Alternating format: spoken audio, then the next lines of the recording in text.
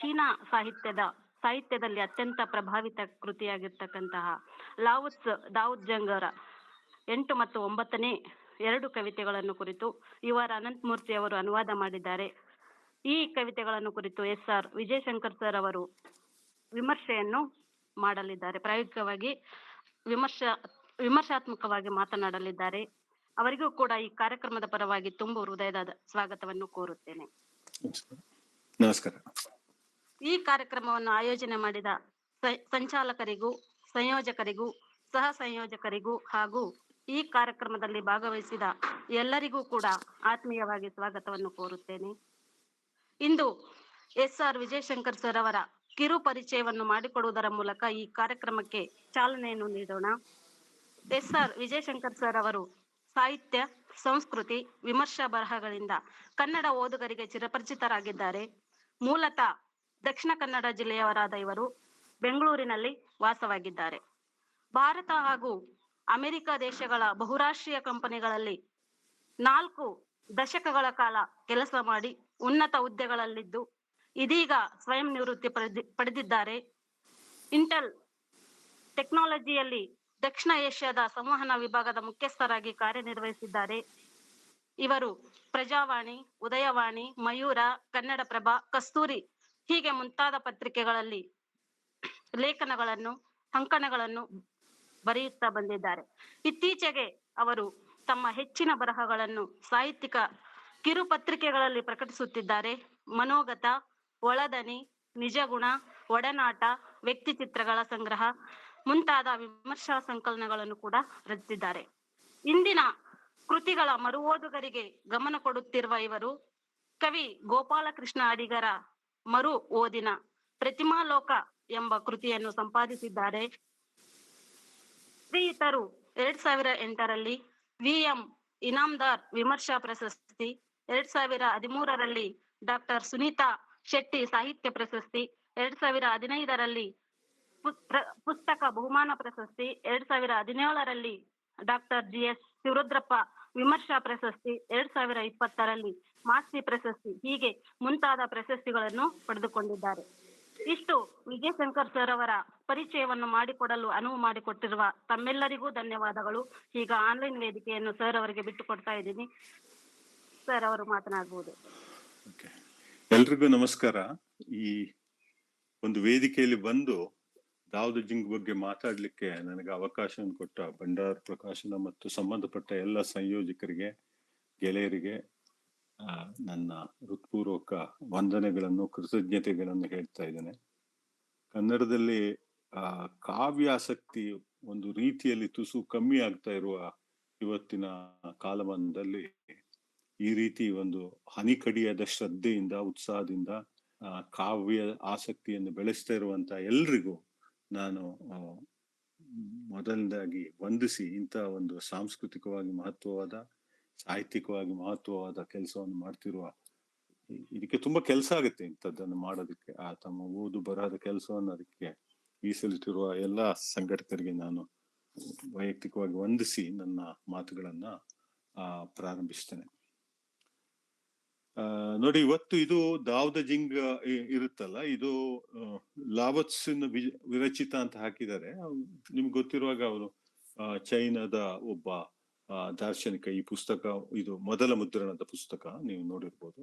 ಇದು ಅಕ್ಷರ ಪ್ರಕಾಶನದ ಅಕ್ಷರ ಚಿಂತನ ಮಾಲೆಯಲ್ಲಿ ಬಂದಿರೋದು. ಅದರ ಮುಖ್ಯ ಸಂಪಾದಕರು ಡಾಕ್ಟರ್ DR ನಾಗರಾಜ್. ಈ ಅನುವಾದವನ್ನು ಮಾಡಿದವರು ಡಾಕ್ಟರ್ UR ಅನಂತಮೂರ್ತಿ ಅವರು. ನಾನು ಅನಂತಮೂರ್ತಿ ಅವರ ವಿದ್ಯಾರ್ಥಿ ಹೌದು, ಮತ್ತು ಅವರ ಬಗ್ಗೆ ನನ್ನ ಹೆಚ್ಚಿನ ಪುಸ್ತಕಗಳಲ್ಲಿ ಈ ತನಕ ಬಂದ 23 ಪುಸ್ತಕಗಳನ್ನು ನೋಡಿದ್ರೆ ಅದರಲ್ಲಿ ಪ್ರತಿಯೊಂದರಲ್ಲೂ ಹೆಚ್ಚು ಕಮ್ಮಿ ಅನಂತಮೂರ್ತಿ ಅವರ ಬಗ್ಗೆ ಒಂದಾದ್ರೂ ಲೇಖನ ಇರುತ್ತೆ.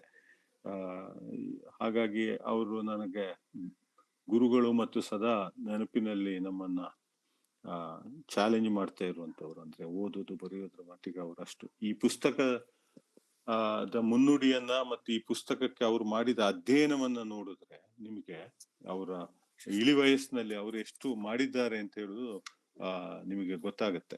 ಎಷ್ಟು ಅಧ್ಯಯನವನ್ನು ಮಾಡಿದ್ದಾರೆ, ಎಲ್ಲಿಂದೆಲ್ಲ ಪುಸ್ತಕಗಳನ್ನು ತರಿಸಿದ್ದಾರೆ, ಅದ್ರ ಹಿನ್ನೆಲೆಯಲ್ಲಿ ಹೇಗೆ ಯೋಚನೆ ಮಾಡಿದ್ದಾರೆ ಅಂತ ಗೊತ್ತಾಗುತ್ತೆ. ಈ ಪುಸ್ತಕವನ್ನು ನೀವು ನೋಡಿ ಅದರನ್ನ ನಾನು ಹೆಚ್ಚು ವಿವರಿಸ್ಲಿಕ್ಕೆ ಹೋಗೋದಿಲ್ಲ. ಮುಖ್ಯವಾಗಿ ಈ ದಾವ್ ದ ಜಿಂಗ್ ಪುಸ್ತಕದಲ್ಲಿ 2 ಭಾಗಗಳನ್ನ ಇದೆ. ಒಂದು ಪಥಸೂತ್ರಗಳು, ಇನ್ನೊಂದು ಗುಣಧರ್ಮ ಸೂತ್ರಗಳು ಅಂತ ಹೇಳೋದು. ಅಂದ್ರೆ ಈ ಪುಸ್ತಕ ಮೂಲದಲ್ಲಿ ಇದು ಚೀನಾ ದೇಶದ ಒಬ್ಬ ರಾಜನಿಗೆ ಲಾವತ್ಸು ಹೇಳಿದ್ದು ಅಂತ ಲೆಕ್ಕ. ಅವನಿಗೊಂದು ನೀತಿ ಪಾಠ ಇದು. ಈಗ ನೋಡಿ ನೀವು, ನಮ್ಮಲ್ಲಿ ಪಂಚ ತಂತ್ರ ಕಥೆಗಳು ಒಬ್ಬ ರಾಜಕುಮಾರರಿಗೆ ಅವರಿಗೆ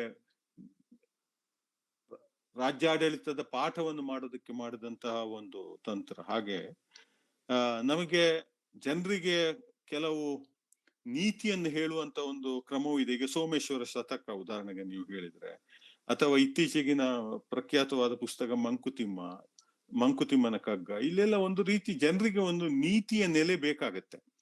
ಹಾಗೆ ಈ ಕೃತಿ ಹೇಗೆ ಅಂದ್ರೆ, ಇದರನ್ನು ಮೂಲತಃ ನಂಬಿದ್ದು ಒಂದು ರಾಜಕೀಯದಲ್ಲಿ ಆಡಳಿತ ಮಾಡುವ ಒಬ್ಬ ರಾಜನಿಗೆ ಒಂದು ನೀತಿಯ ನೆಲೆ ಅಂತ ಒಂದು ನಂಬಿಕೆ ಇದ್ರ ಬಗ್ಗೆ. ಇವನ 10 ಸೂತ್ರಗಳಿದ್ದಾವೆ ಈ ಲಾವತ್ಸೆದು. ಅದರಲ್ಲಿ ನಾನು 10 ಸೂತ್ರಗಳನ್ನು ವಿವರಿಸ್ಲಿಕ್ಕೆ ಹೋಗೋದಿಲ್ಲ. ಸಾಮಾನ್ಯವಾಗಿ ಯಾವ ಇಂಟರ್ನೆಟ್ ಅನ್ನ ನೀವು ಹುಡುಕಿದ್ರು ಈ 10 ಸೂತ್ರಗಳು ನಿಮಗೆ ಸುಲಭವಾಗಿ ಸಿಗ್ತವೆ. ಮುಖ್ಯವಾಗಿ ಆತನಲ್ಲಿ ನಮ್ಮ ಈ ಸೂತ್ರಗಳಲ್ಲಿ ನಾವು ನಂಬಬೇಕಾದ್ರೆ ಏನಂದ್ರೆ, 1ನೆಯ ಸೂತ್ರ ಏನು ಅಂದ್ರೆ, ಪ್ರಕೃತಿಯನ್ನ ಅನುಸರಿಸು, ಯಾವುದನ್ನು ನೀನು ಒತ್ತಾಯ ಮಾಡಬಾರ್ದು ಇನ್ನೊಬ್ಬರಿಗೆ ಅಂತ. ಅದು ಅದರ ಒಂದು ಮೂಲ ತತ್ವ. ಅದು ಹೇಗೆ ಬರುತ್ತೆ ಅಂತ ಮುಂದೆ ಹೋಗ್ತಾ ನಾವು ನೋಡೋಣ. ಇನ್ನೊಬ್ಬನ ಮೇಲೆ ಬಲಾತ್ಕಾರದಲ್ಲಿ ಬಲವನ್ನು ಹೇರುವುದರ ಮೂಲಕ ಮಾಡೋದು ಯಾವುದೇ ದೃಷ್ಟಿಯಿಂದಲೂ ಅದು ಪ್ರಕೃತಿಯ ತತ್ವಕ್ಕೆ ವಿರುದ್ಧವಾಗಿರುತ್ತದೆ. ಅದನ್ನ ನಾವು ಮಾಡಬಾರ್ದು ಅಂತ ಹೇಳುವಂಥದ್ದು ಒಂದು. ಅಂದ್ರೆ ಇಂಗ್ಲಿಷ್ ನಲ್ಲಿ ಅದನ್ನ ಏನ್ ಹೇಳ್ತಾರೆ ಅಂದ್ರೆ, ಡೋಂಟ್ ಪುಷ್ ಅಂತ.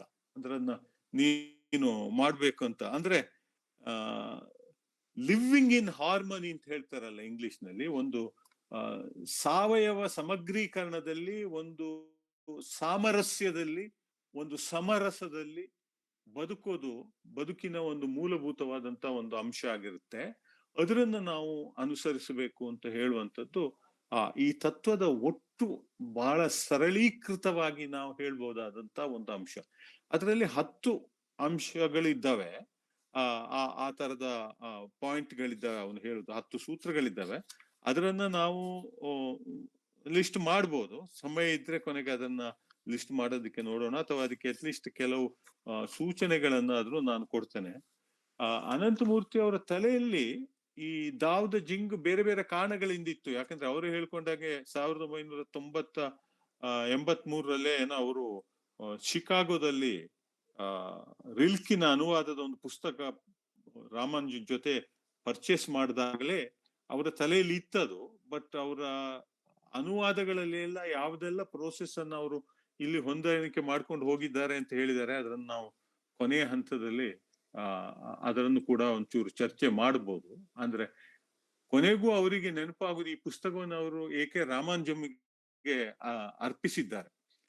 ಅವರನ್ನ ಆ ಅರ್ಪಣೆಯಲ್ಲಿ ಅವರು ಒಂದು ಮಾತನ್ನು ಹೇಳ್ತಾನೆ. ಅದು ಒಂದು ಅನುವಾದ. ಅದರಿಂದ ನಾನು ಈ ಮಾತಿನ ಬಗ್ಗೆ ನಿಮ್ಮ ಗಮನವನ್ನ ತೆರಿಬೇಕು. ಅವರು ಆಚಾರ್ಯ ಅನುವಾದಕ ಅಂತ ಇಲ್ಲಿ ಒಂದು ಪದವನ್ನ ಉಪಯೋಗ ಮಾಡ್ತಾರೆ. ಆಚಾರ್ಯ ಅನುವಾದಕರು ಏಕೆ ರಾಮಾನುಜಮಿಗೆ ಅರ್ಪಣೆ ಅಂತ. ಒಂದು ಕೃತಿಯನ್ನ ಆಚಾರ್ಯ ಕೃತಿ ಅಂತ ಫಸ್ಟಿಗೆ ಹೇಳಿದವರು ನಮ್ಮಲ್ಲಿ ಕುವೆಂಪು ಅವರು. ಅದು ಭಾರತೀಯ ಕಾವ್ಯ ಮೀಮಾಂಸೆಗೆ ತೀನಂ ಶ್ರೀಕಂಠಯ್ಯನವರು ಬರೆದ ಭಾರತೀಯ ಕಾವ್ಯ ಮೀಮಾಂಸೆಯನ್ನು ಕುವೆಂಪು ಅವರು ಆಚಾರ್ಯ ಕೃತಿ ಅಂತ ಕರೆದ್ರು. ಆಮೇಲೆ ಅವರು ಕೂಡ ರಸವೈಸವನ್ನ ಆಮೇಲೆ ಬರುದು 10 ವರ್ಷದಲ್ಲಿ, ಅದು ಬೇರೆ ವಿಚಾರ. ಬಟ್ ಆಚಾರ್ಯ ಕೃತಿ ಅಂತ ಹೇಳುವ ಪದಪ್ರಯೋಗವನ್ನ ಮೊದಲಾಗಿ ಒಂದು ಆ ಫ್ರೇಸ್ ಅನ್ನ ಸೃಷ್ಟಿ ಮಾಡಿದವರು ಇವರು ಇದನ್ನ ಆಚಾರ್ಯ ಅನುವಾದಕ ಅಂತ ಹೇಳಿದ್ದಾರೆ. ಅಂದ್ರೆ ಒಂದು ಭಾಷೆಯಲ್ಲಿ ಒಬ್ಬ ದೊಡ್ಡ ಸಾಹಿತಿ ಒಂದನ್ನು ಸೃಷ್ಟಿಸಿದ್ರೆ ಆಮೇಲೆ ಅದು ಭಾಷೆಯ ಒಂದು ನುಡಿಗಟ್ಟಿನಲ್ಲಿ ಸೇರಿ ಹೋಗುತ್ತೆ ಅಂತ ಹೇಳೋದಕ್ಕೆ ಮಾತ್ರ ನಾನು ಈ ಅನಂತಮೂರ್ತಿ ಅಂತ ಹಿರಿಯರು ಮಾಡಿದಂತ ಈ ಪದಪ್ರಯೋಗವನ್ನ ನಿಮ್ಮ ಗಮನಕ್ಕೆ ತಗೋತಾನೆ. ಯಾಕಂದ್ರೆ ಪದಪ್ರಯೋಗವನ್ನ ಹೇಗೆ ಮಾಡಬೇಕು ಅಂತ ಹೇಳುದ್ರ ಬಗ್ಗೆ, ಒಂದೊಂದು ಪದಗಳ ಬಗ್ಗೆ ತಾನು ಯಾವ್ದೆಲ್ಲ ರೀತಿಯಲ್ಲಿ ಒದ್ದಾಡಿದ್ದೇನೆ ಅಂತ ಹೇಳುದನ್ನ ಅನಂತಮೂರ್ತಿ ಅವರ ಮೊದಲ ಮಾತಿನಲ್ಲಿ ಮತ್ತು ಅವರ ಪ್ರಸ್ತಾವನೆಯಲ್ಲಿ ಇಲ್ಲಿ ಚರ್ಚೆ ಮಾಡ್ತಾರೆ. ಆದ್ರಿಂದ ನಾನು ಹೇಳ್ತಾ ಇರೋದು, ಈಗ ಕುರುಡು ಕಾಂಚಾಣ ಅಂತ ಹೇಳ್ಬಿಟ್ರೆ ಅದು ಬೇಂದ್ರೆ ಮೊದಲು ಆ ಫ್ರೇಸೇ ಇರ್ಲಿಲ್ಲ. ಸುಗ್ರೀವಾಜ್ಞೆ ಅಂತ ಹೇಳುವ ಒಂದು ಫ್ರೇಸ್ ರಾಮಾಯಣದಲ್ಲಿ ಸುಗ್ರೀವನು ಮಾಡಿದ ಆಜ್ಞೆ ಇತ್ತು, ಆದ್ರೆ ಸುಗ್ರೀವಾಜ್ಞೆ ಅಂತ ಹೇಳುವ ಫ್ರೇಸ್ ಅನ್ನ ಕಾನೂರು ಹೆಗ್ಗಡತೆಯಲ್ಲಿ ಮೊದಲ ಬಾರಿಗೆ ಕುವೆಂಪು ಸೃಷ್ಟಿ ಮಾಡಿತ್ತು. ಕುರುಡು ಕಾಂಚಾಣ ಅಂತ ಹೇಳುವುದನ್ನ ಮೊದಲ ಬಾರಿಗೆ ಬೇಂದ್ರೆ ಶುರು ಮಾಡಿದ್ದು, ಯೂಸ್ ಮಾಡಿದ್ದು. ಆಮೇಲೆ ಅದು ಕನ್ನಡ ಭಾಷೆಯಲ್ಲಿ ಸೇರಿ ಹೋಯ್ತು. ಹಾಗೆ ಒಬ್ಬ ಅನುವಾದಕ ಕೆಲವು ಸಲ ಅನುವಾದದಲ್ಲಿ ಹೊಸ ನುಡಿಕಟ್ಟನ್ನು ಸೃಷ್ಟಿಸ್ಬೇಕಾಗತ್ತೆ, ಒಂದು ಪದಕ್ಕೆ ಹೊಸ ಅರ್ಥವನ್ನು ಕೊಡ್ಬೇಕಾಗತ್ತೆ, ಒಂದು ಪ್ರಯೋಗವನ್ನು ಹೊಸ ರೀತಿಯಲ್ಲಿ ಮಾಡ್ಬೇಕಾಗತ್ತೆ. ಈ ರೀತಿಯ ಹೊಸತುಗಳು ಅನುವಾದದಲ್ಲಿ ಸೇರ್ತಾ ಹೋಗುತ್ತೆ. ಅದಕ್ಕೆ ಕಾವ್ಯವು ಅಪವಾದವಲ್ಲ. ಈಗ ಎಂತದು silver spoon, Born with the silver spoon ಅಂತ ಹೇಳ್ತಾರಲ್ಲ, ಬೆಳ್ಳಿ ಚಮಚೆ ಬಾಯಿಗೆ ಇಟ್ಕೊಂಡು ಹುಟ್ಟದ ಅಂತ ಹೇಳುವ ಹಾಗೆ. ಅಂದ್ರೆ ಅವನಿಗೆ ನಮ್ಮಲ್ಲಿ ಆದ್ರೆ ಅದು ಹಾಲನ್ನು ಕುಡಿಸುವ ಕ್ರಮ ಆಗುತ್ತೆ. ಅಂದ್ರೆ ಈ ನುಡಿಗಟ್ಟು ಹೀಗೆ ಅನುವಾದದಲ್ಲಿ ಒಂದು ಮುಖ್ಯವಾದಂತ ಅಂಶ ಆಗುತ್ತೆ. ಅದು ಇದರ ಪ್ರಾರಂಭದಲ್ಲೇ ಇದೆ ಅಂತ ನಾನು ಹೇಳಲಿಕ್ಕೆ ಪ್ರಯತ್ನ ಪಡ್ತೇನೆ. ಎರಡನೇದು ನಾನು ಇಲ್ಲಿ ಸೂಚಿಸಬೇಕಾದ್ದೇನು ಅಂದ್ರೆ, ಈ ಸುಮ್ಮನಿರುವ ಸುಮ್ಮಾನ ಅವರನ್ನ ಪ್ರೊವೋಕ್ ಮಾಡ್ತು. ಮಂಜುನಾಥ್ ಅವರ ಅನುವಾದ ಸುಮ್ಮನಿರುವ ಸುಮ್ಮಾನ. ಆದ್ರೆ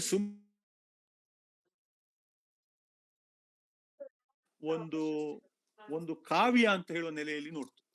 ಇದರಲ್ಲಿ ಕಾವ್ಯದಿಂದ ಆಚೆಗೆ ಏನೋ ಒಂದು ಇದೆ ಅಂತ ಹೇಳುವಂತ ಅಂಶವನ್ನು ಕೂಡ ಅನಂತಮೂರ್ತಿ ಅವರು ಗ್ರಹಿಸ್ತಾರೆ, ಮತ್ತು ಅದರನ್ನು ಕೂಡ ಅನುವಾದ ಹಿಡಿಬೇಕು ಅಂತ ಹೇಳ್ತಾರೆ. ಅಂದ್ರೆ ಅದು ಕೇವಲ ಧರ್ಮವೋ ಅಂದ್ರೆ ಧರ್ಮ ಅಲ್ಲ, ಕೇವಲ ನೀತಿಯೋ ಅಂದ್ರೆ ನೀತಿ ಅಲ್ಲ, ಕೇವಲ ತತ್ವವೋ ಅಂದ್ರೆ ತತ್ವವಲ್ಲ, ಆದ್ರೆ ಅದೆಲ್ಲವೂ ಹೌದು. ಇದೆಲ್ಲವೂ ಹೌದಾದ್ದನ್ನ ಹಾಗಿದ್ರೆ ಅನುವಾದ ಮಾಡಿ ಮಾಡಿ ಮಾಡಿ ಸೋತು ಹೋಗಿ ಇದು ಏನ್ ಮಾಡುವಂತ ಗೊತ್ತಾಗದೆ ಈ ಹತಾಶ ಸ್ಥಿತಿಯಲ್ಲೇ ಪ್ರಕಟಣೆ ಮಾಡುವುದೇ ಅನುವಾದ ಅಂತ ಹೇಳುವ ಒಂದು ಮಾತನ್ನು ಕೂಡ ಅವರು ಈ ಪ್ರಸ್ತಾವನೆಯಲ್ಲಿ ಹೇಳ್ತಾರೆ. ಅಂದ್ರೆ ಇಂಥ ಒಂದು ದೊಡ್ಡ ಚಿಂತನಾ ಕ್ರಮದ ಜೊತೆ ಇನ್ನೊಂದು ಭಾಷೆ ಹೇಗೆ, ನಾಗರಾಜ್ ಅವರು ಈಸ್ಟ್ ಮತ್ತು ವೆಸ್ಟ್ ಅಂದ್ರೆ ಪಾಶ್ಚಿಮಾತ್ಯ ಮತ್ತು ಪೌರಾತ್ಯ ತತ್ವ ಚಿಂತನೆಗಳನ್ನ ಈ ಒಂದು ಕೃತಿಯ ಹಿನ್ನೆಲೆಯಲ್ಲಿ ಕೂಡ ಚರ್ಚಿಸಿದ್ದಾರೆ. ಇದೆಲ್ಲ ಇದಕ್ಕೆ ಹಿನ್ನೆಲೆಯಾಗಿ ಇದೆ. ನಾವು ನೇರವಾಗಿ ಪದ್ಯಕ್ಕೆ ಮೊದಲಿಗೆ ಹೋಗೋಣ, ಆಮೇಲೆ ಅದನ್ನ ಹೇಗ್ ಮಾಡೋದು ಅಂತ ನೋಡೋಣ. 2 ಪದ್ಯಗಳನ್ನ ನಾನು ಮೊದಲು ಓದ್ತೇನೆ, ಒಂದು ಪದ್ಯ 8 ಮತ್ತು ಪದ್ಯ 9. ಇದರಲ್ಲಿ ಇದು ಅದರ ಮೊದಲ ಭಾಗದಲ್ಲಿ, ಭಾಗ 1ರಲ್ಲಿ ಪಥಸೂತ್ರಗಳು ಅಂತ ಹೇಳುವ ಭಾಗದಲ್ಲಿ ಇದೆ. 2ನೇ ಭಾಗದಲ್ಲಿ ಗುಣಧರ್ಮ ಸೂತ್ರಗಳಿದಾವೆ. ಅದರನ್ನ ಮುಂದೆ ಚರ್ಚೆಯ ಸಂದರ್ಭದಲ್ಲಿ ಅಥವಾ ಮಾತಿನ ಸಂದರ್ಭದಲ್ಲಿ 1 2 ಅದರಿಂದ ಓದ್ತೀನಿ ನಾನು. 8 ಘನವಾದ ಒಳ್ಳೆತನ ನೀರಿನಂತೆ ಇರುತ್ತೆ, ಅನಿಮಿತ್ತವಾಗಿ ಸಕಲವನ್ನು ಆರೈಸುತ್ತೆ, ಕೀಳಾದ ತಗ್ಗಲ್ಲೇ ತಂಗುತ್ತೆ, ಸುಮ್ಮನೆ ಕೊಟ್ಟುಕೊಳ್ಳುತ್ತೆ. ಹೀಗೆ ತಾವು ಆಗ್ರಹವಿಲ್ಲದ್ದು, ಋಷಿ ನೆಲೆಸೋದು ನೆಲಕ್ಕೆ ಹತ್ತಿರವಾಗಿ, ಚಿಂತಿಸೋದು ಸರಳವಾಗಿ, ಒಡನಾಡೋದು ಉದಾರವಾಗಿ, ನುಡಿಯೋದು ನೇರವಾಗಿ, ಆಳೋದು ವ್ಯವಸ್ಥಿತವಾಗಿ, ವ್ಯವಹರಿಸೋದು ನಿಖರವಾಗಿ, ಕೆಲಸ ಮಾಡೋದು ಕಾಲಕ್ಕೆ ಉಚಿತವಾಗಿ. ಹೀಗೆ ಋಷಿ ಆಗ್ರಹ ಬಿಟ್ಟವನಾಗಿ ನಿರ್ದೋಷಿ. ಇದು 2 ತತ್ವಗಳನ್ನು ಹೇಳ್ತದೆ. ಒಂದು ದಾವನ್ನ ವಿವರಿಸ್ತದೆ, ಆಮೇಲೆ ದಾವನ ಅನುಸರಿಸುವಂತ ಒಬ್ಬ ಋಷಿ ಏನನ್ನು ಮಾಡ್ತಾನೆ ಅಂತ ಹೇಳ್ತಾರೆ. ಮತ್ತು ಈ ಋಷಿಯ ತತ್ವ ಹೇಗಿರ್ಬೇಕು ಅಂತ ಹೇಳೋದನ್ನು ಸೂಚಿಸ್ತಾನೆ. ನಾವು ಇದನ್ನೊಬ್ಬ ರಾಜನಿಗೆ ಅಂತ ನಾವು ಅರ್ಥ ಮಾಡಿಕೊಳ್ಳುವ ಹಿನ್ನೆಲೆ ಕತೆ ಇದರಲ್ಲಿ ಇರೋದ್ರಿಂದ. ಅಂದ್ರೆ ಇದು ನೋಡಿ, ಕ್ರಿಸ್ತಪೂರ್ವ 500ರಲ್ಲಿ, ಅಂದ್ರೆ ಇವತ್ತಿಗೆ 2700 ವರ್ಷಗಳ ಹಿಂದಿನ ಒಂದು ಕೃತಿಯನ್ನ, ಚೈನಾ ಭಾಷೆಯಲ್ಲಿ ಬಂದ ಕೃತಿಯನ್ನ, ಅದು ಇಂಗ್ಲಿಷ್ಗೆ ಹೋದ ಹಾಗೆ ಅದನ್ನ ಇಂಗ್ಲಿಷ್ನಿಂದ ಇವತ್ತಿನ ಕನ್ನಡದಲ್ಲಿ ನಾವು ಓದ್ತಾ ಇದ್ದೇವೆ. ಈ ಕಾಲ ಮತ್ತು ದೇಶದ ಈ ಅಂತರಗಳನ್ನ ಕೂಡ ನಾವು ಗಮನಿಸಬೇಕು, ಭಾಷೆಯನ್ನು ಗ್ರಹಿಸುವಾಗ.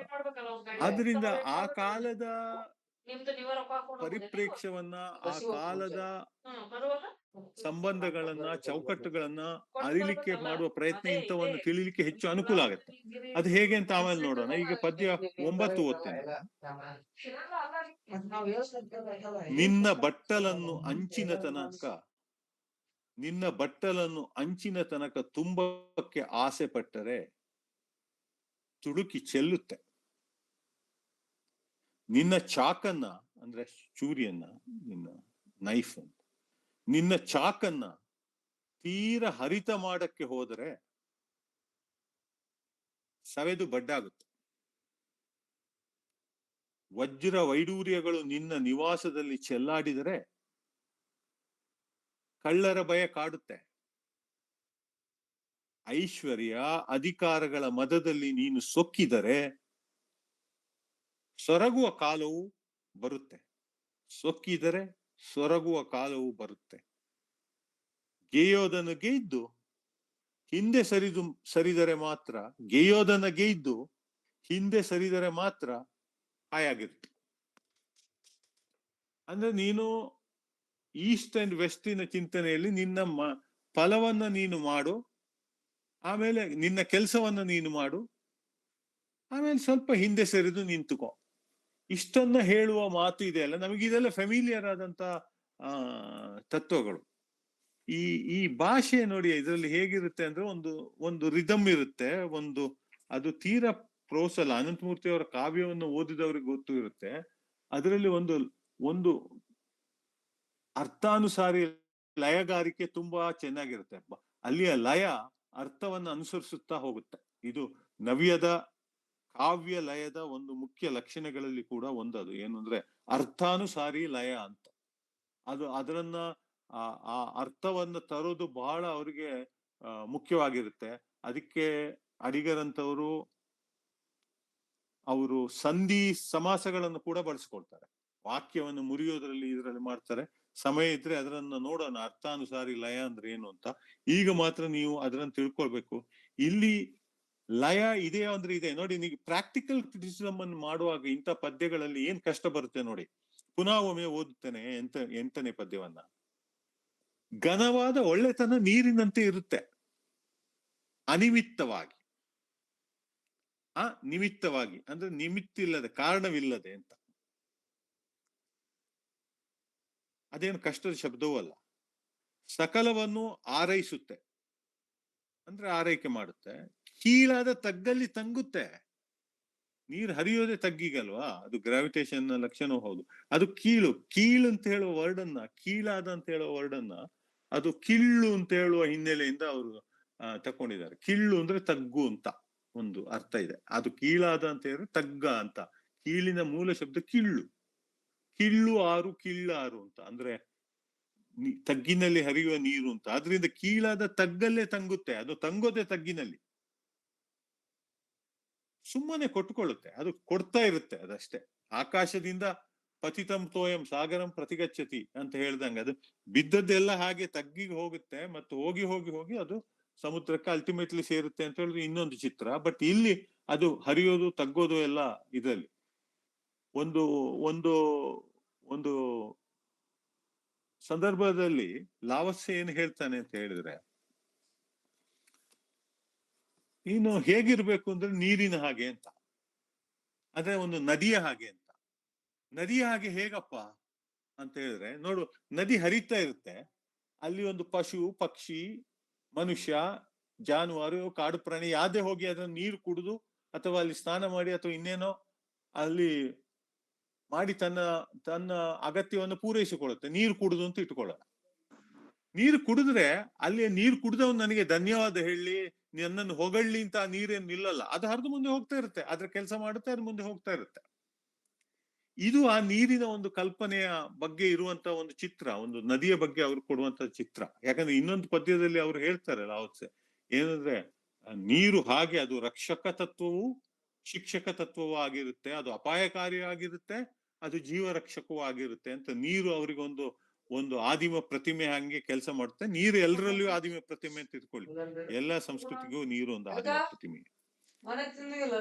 ಘನವಾದ ಒಳ್ಳೆತನ ನೀರಿನಂತೆ ಇರುತ್ತೆ, ಅನಿಮಿತ್ತವಾಗಿ ಸಕಲವನ್ನು ಆರೈಸುತ್ತೆ, ಕೀಳದ ತಗ್ಗಲ್ಲೇ ತಂಗುತ್ತೆ, ಸುಮ್ಮನೆ ಕೊಟ್ಟುಕೊಳ್ಳುತ್ತೆ. ಹೀಗೆ ದಾವ್ ಆಗ್ರಹವಿಲ್ಲ. ಋಷಿ ನೆಲೆಸೋದು ನೆಲಕ್ಕೆ ಹತ್ತಿರವಾಗಿ, ಅಂದ್ರೆ ಅಲ್ಲಿ ನೆಲಕ್ಕೆ ಹತ್ತಿರವಾಗಿ ಅವನು ನೆಲೆಸಬೇಕಾಗತ್ತೆ, ಅವನಿಗೆ ಬೇರೆ ಉಪಾಯ ಇರಲಿಲ್ಲ.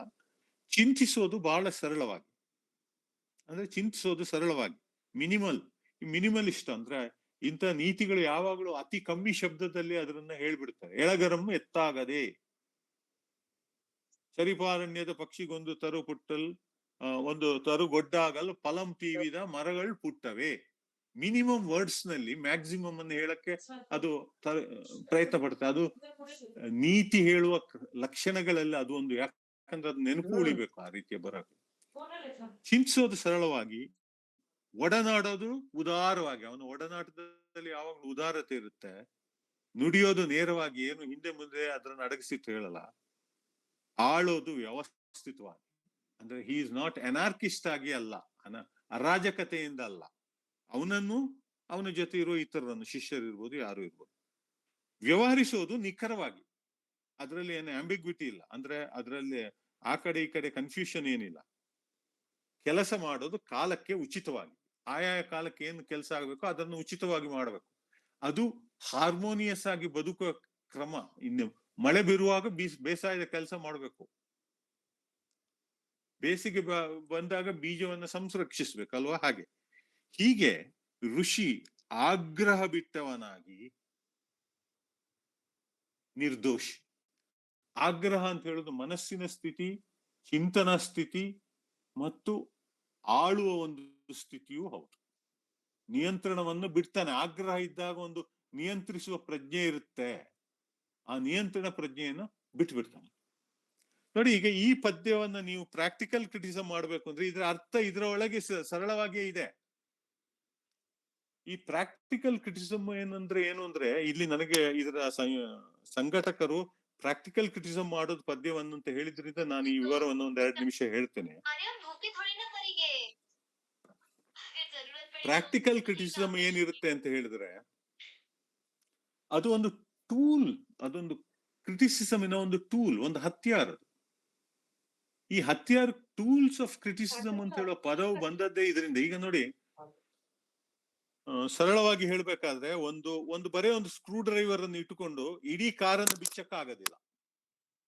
ಅದಕ್ಕೆ ಬೇರೆ ಬೇರೆ ಹತ್ಯಾರಗಳು ಬೇಕು. ಇಡೀ ಕಾರನ್ನು ಬಿಚ್ಚಬೇಕಾದ್ರೆ ಒಂದು ಜಾಕ್ ಬೇಕು, ಒಂದು ಸ್ಕ್ರೂ ಡ್ರೈವರ್ ಇರಬೇಕು, ಹಾಗೆ ಇನ್ನೊಂದು ಸ್ಪ್ಯಾನರ್ ಇರಬೇಕು, ಬೇರೆ ಏನೋ ಒಂದು ಇರಬೇಕು, ಇಂಥವೆಲ್ಲ ಇರ್ಬೇಕಾಗತ್ತೆ. ಹಾಗೆ ಒಂದೊಂದು ಟೂಲ್ ಕೂಡ ಒಂದೊಂದು ಕೆಲಸಕ್ಕೆ ನಿಮಿತ್ತವಾಗಿ ಬರ್ತದೆ. ಉದಾಹರಣೆಗೆ ಒಂದು ಮರವನ್ನ ಕೊಯ್ಯಕ್ಕೆ ಒಂದು ಕೊಡಲಿ, ಕಟ್ ಮಾಡೋದಕ್ಕೆ ಒಂದು ಕೊಡಲಿ ಬೇಕು. ಒಂದು ಚಿಕ್ಕ ಸಿಕ್ಕಲ್ನಿಂದ, ಅಂದ್ರೆ ಚಿಕ್ಕ ಕತ್ತಿಯಿಂದ ದೊಡ್ಡ ಮರದ ಕಾಂಡವನ್ನ ಕಡಿಯಕ್ಕಾಗೋದಿಲ್ಲ. ಹಾಗೆ ಅಂತ ಹೇಳಿ ನೀವು ಒಂದು ಕೊಯ್ಯುವಂತ ಒಂದು ಗರಗಸ ಮರದವನ್ನ ಕೊಯ್ಲಿಕ್ಕೆ ಬೇಕು ಅಂತೇಳಿ ಆ ಗರಗಸದಿಂದ ಹೊಟ್ಟೆಯ ಆಪರೇಷನ್ ಮಾಡಕ್ಕಾಗಲ್ಲ. ಹೊಟ್ಟೆಯ ಆಪರೇಷನ್ ಮಾಡುವಂತ ಚಿಕ್ಕ ಚಾಕುಗಳನ್ನು ತಕೊಂಡೋಗಿ ನಿಮಗೆ ಮರವನ್ನು ಅಥವಾ ಒಂದು ದೊಡ್ಡ ಒಂದು ಮಾಂಸವನ್ನ ಕಟ್ ಮಾಡ್ಲಿಕ್ಕೆ ಆಗೋದಿಲ್ಲ. ಅದಕ್ಕೆ ಬೇರೆ ಕತ್ತಿ ಬೇಕು. ಮಾಂಸದ ಅಂಗಡಿಯಲ್ಲಿ ಇರೋದಕ್ಕೆ ಬೇರೆ ಕತ್ತಿ ಬೇಕು, ಹೊಟ್ಟೆಯಲ್ಲಿ ಆಪರೇಷನ್ ಮಾಡೋದಕ್ಕೆ ಬೇರೆ ಕತ್ತಿ ಬೇಕು. ಈ ತರ ಒಂದೊಂದು ಟೂಲ್ ಒಂದೊಂದಕ್ಕೆ ಬೇಕಾಗ್ತದೆ. ಹಾಗಾಗಿ ಈ ಪ್ರಾಕ್ಟಿಕಲ್ ಕ್ರಿಟಿಸಿಸಮ್ ಅಂತ ಹೇಳುದು ಒಂದು ಟೂಲ್. ಇದರಲ್ಲಿ ಇಂತಹ ಪದ್ಯಗಳಿಗೆ, ಈಗ ದಾವ್ ಅಂತ ಪದ್ಯಗಳಿಗೆ, ದಾವ್ ದ ಜಿಂಗ್ ಅಂತ ಪದ್ಯಗಳಿಗೆ ಅಥವಾ ನೀತಿ ಬೋಧೆ ಅಂತ ಪದ್ಯಗಳಿಗೆ ಒಂದು ಸಂದರ್ಭ ಲಿಮಿಟೆಡ್ ಆಗಿರುತ್ತೆ. ಈ ಪದ್ಯದ ಸಂದರ್ಭವನ್ನೇ ಇಟ್ಕೊಂಡು ನಿಮಗೆ ಪ್ರಾಕ್ಟಿಕಲ್ ಕ್ರಿಟಿಸಿಸಮ್ ಅನ್ನು ಅದರೊಳಗೆ ಮಾಡಕ್ ಆಗೋದಿಲ್ಲ. ಇದರನ್ನ ಅರ್ಥ ಮಾಡಿಕೊಳ್ಬೇಕಾದ್ರೆ ಏನ್ ಬೇಕು, ಇದಕ್ಕೆ ಪ್ರಾಕ್ಟಿಕಲ್ ಕ್ರಿಟಿಸಿಸಮ್ ನ ಮೂಲಕ ಕೇವಲ ಇದರನ್ನ ಒಂದು ಪ್ರತಿ ಪದಾರ್ಥವನ್ನ ಹೇಳಿ ವಿವರಿಸಿ ಬಿಡೋದು ಇದರನ್ನ ವಿವರಿಸಬೇಕಾದ ಕ್ರಮ ಅಲ್ಲ. ಹಾಗಿದ್ರೆ ಇದಕ್ಕೆ ಏನ್ ಬೇಕಪ್ಪ ಅಂದ್ರೆ, ಇದಕ್ಕೆ ಕೆಲವು ಕಡೆ ತೌಲನಿಕ ಅಧ್ಯಯನ ಬೇಕು, ಕೆಲವು ಕಡೆ ವ್ಯಾಖ್ಯಾನ ಬೇಕು, ಕೆಲವು ಕಡೆ ಇದಕ್ಕೆ ಆಬ್ಜೆಕ್ಟಿವ್ ಕ್ರಿಟಿಸಿಸಮ್ ನ ನೆಲೆ ಬೇಕಾಗತ್ತೆ, ಕೆಲವು ಕಡೆ ಇದಕ್ಕೆ ಟೆಕ್ಸ್ಟ್ ನ ಒಳಗಿನಿಂದ ಇತರ ಉಪಕಥೆಗಳನ್ನು ಜೋಡಿಸಿಕೊಳ್ಬೇಕಾಗತ್ತೆ, ಇದಕ್ಕೆ ಒಂದು ಕಾಲಮಾನದ ವಿವರಗಳನ್ನು ಹೇಳಬೇಕಾಗತ್ತೆ. ಇವನು ಕ್ರಿಸ್ತಪೂರ್ವ 500ನೇ ಇಸವಿಯವನ ಆದ್ರಿಂದ ಈ ರೀತಿಯ ಹಲವು ಅಂಶಗಳಿರೋದ್ರಿಂದ ಕ್ರಿಟಿಸಿಸಮ್ ಹೇಗೆ ಕ್ರಿಯೇಟಿವ್ ಆಗುತ್ತೆ ಅಂತ, ಅಂದ್ರೆ ಒಂದು ವಿಮರ್ಶೆ ಹೇಗೆ ಸೃಜನಾತ್ಮಕವಾಗುತ್ತೆ ಅಂತ ಹೇಳುವುದನ್ನ ಇಂತಹ ಕವನಗಳನ್ನ ಮತ್ತು ಇದರಿಂದ ಇದೇ ರೀತಿಯಲ್ಲಿ ಚಾಲೆಂಜ್ ಮಾಡುವಂತ ಕವನಗಳನ್ನ ಓದಿದಾಗ ನಮಗೆ ಅದರ ವಿವರಗಳು ತಿಳಿತವೆ. ಈಗ ನೋಡಿ, ಇಲ್ಲಿ ನಾನೊಂದು ತಕ್ಷಣ ನನಗೆ ಇದನ್ನು ಓದುವಾಗ ನೆನಪಿಗೆ ಬರ್ತಾ ಇರುವಂತ ಒಂದು ಹೋಲಿಕೆ ಏನು ಅಂತ ಹೇಳಿದ್ರೆ, ಮಾಸ್ತಿ ವೆಂಕಟೇಶ ಅಯ್ಯಂಗಾರ ಒಂದು ಕತೆ ಇದೆ, ಮಂತ್ರೋದಯ ಅಂತ. ಆ ಮಂತ್ರೋದಯಕ್ಕೆ ದಾವು ಅಂತ ಹೇಳುವ ಒಂದು ಸತ್ವಕ್ಕೆ, ಅಂದ್ರೆ ಒಂದು ದಾವ್ ಅಂದ್ರೆ ಅವನು ಪರಮಾತ್ಮ ಅಂತ ಹೇಳ್ತಾ ಇಲ್ಲ, ಇಲ್ಲಿ ದಾವ್ ಅಂತಲೇ ಹೇಳ್ತಾ ಇದ್ದಾನೆ. ಒಂದು ಇಡೀ ಜಗತ್ತನ್ನ ನಿಯಂತ್ರಿಸಬಲ್ಲ, ಪ್ರಕೃತಿಯನ್ನು ನಿಯಂತ್ರಿಸಬಲ್ಲ ಒಂದು ತತ್ವಕ್ಕೆ ಪೂರಕವಾದಂತ ಒಂದು ಉದಾಹರಣೆಯನ್ನ ಅವ್ರು ಕೊಡ್ತಾರೆ. ಏನು ದೈವ ತತ್ವ ಅಂದ್ರೆ ಅಂತ ಹೇಳಿದೆ ಅಂದ್ರೆ ಅವ್ರು ಕೊಡ್ತಾ ಇರುವಂತಹ ಉದಾಹರಣೆ ಏನು ಅಂದ್ರೆ, ಒಂದು ನಿಮಿಷ,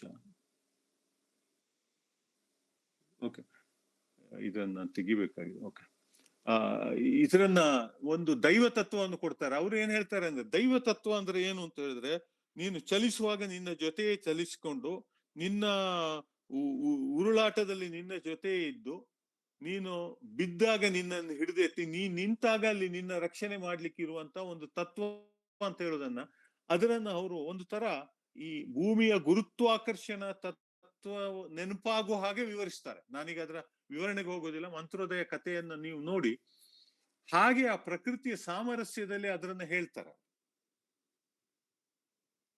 ಈ ನೀತಿಯ ಒಂದು ಅಂಶ ಏನು ಅಂತಂದ್ರೆ, ಇವರು ಇಡೀ ಹೇಳುವಂತದ್ದು ನೋಡಿ, ಇದು ಯಾಕೆ ವೆಸ್ಟರ್ನ್ ಫಿಲಾಸಫರ್ಸ್ಗೆ ಇದು ಅತ್ಯಂತ ಪ್ರಿಯವಾದ್ದಾಯ್ತು ಅಂತ ಹೇಳಿದ್ರೆ, ಇದು ಧರ್ಮವನ್ನ ಒಂದು ಅಂಧಶ್ರದ್ಧೆಯಲ್ಲಿ ಬಳಸೋದೇ ಇಲ್ಲ, ಇದೊಂದು ವಿಚಾರ ಶ್ರದ್ಧೆಯಲ್ಲಿ ಬಳಸ್ತದೆ. ಆದರೆ ವೆಸ್ಟಿಗೆ, ಆಧುನಿಕ ವೆಸ್ಟಿಗೆ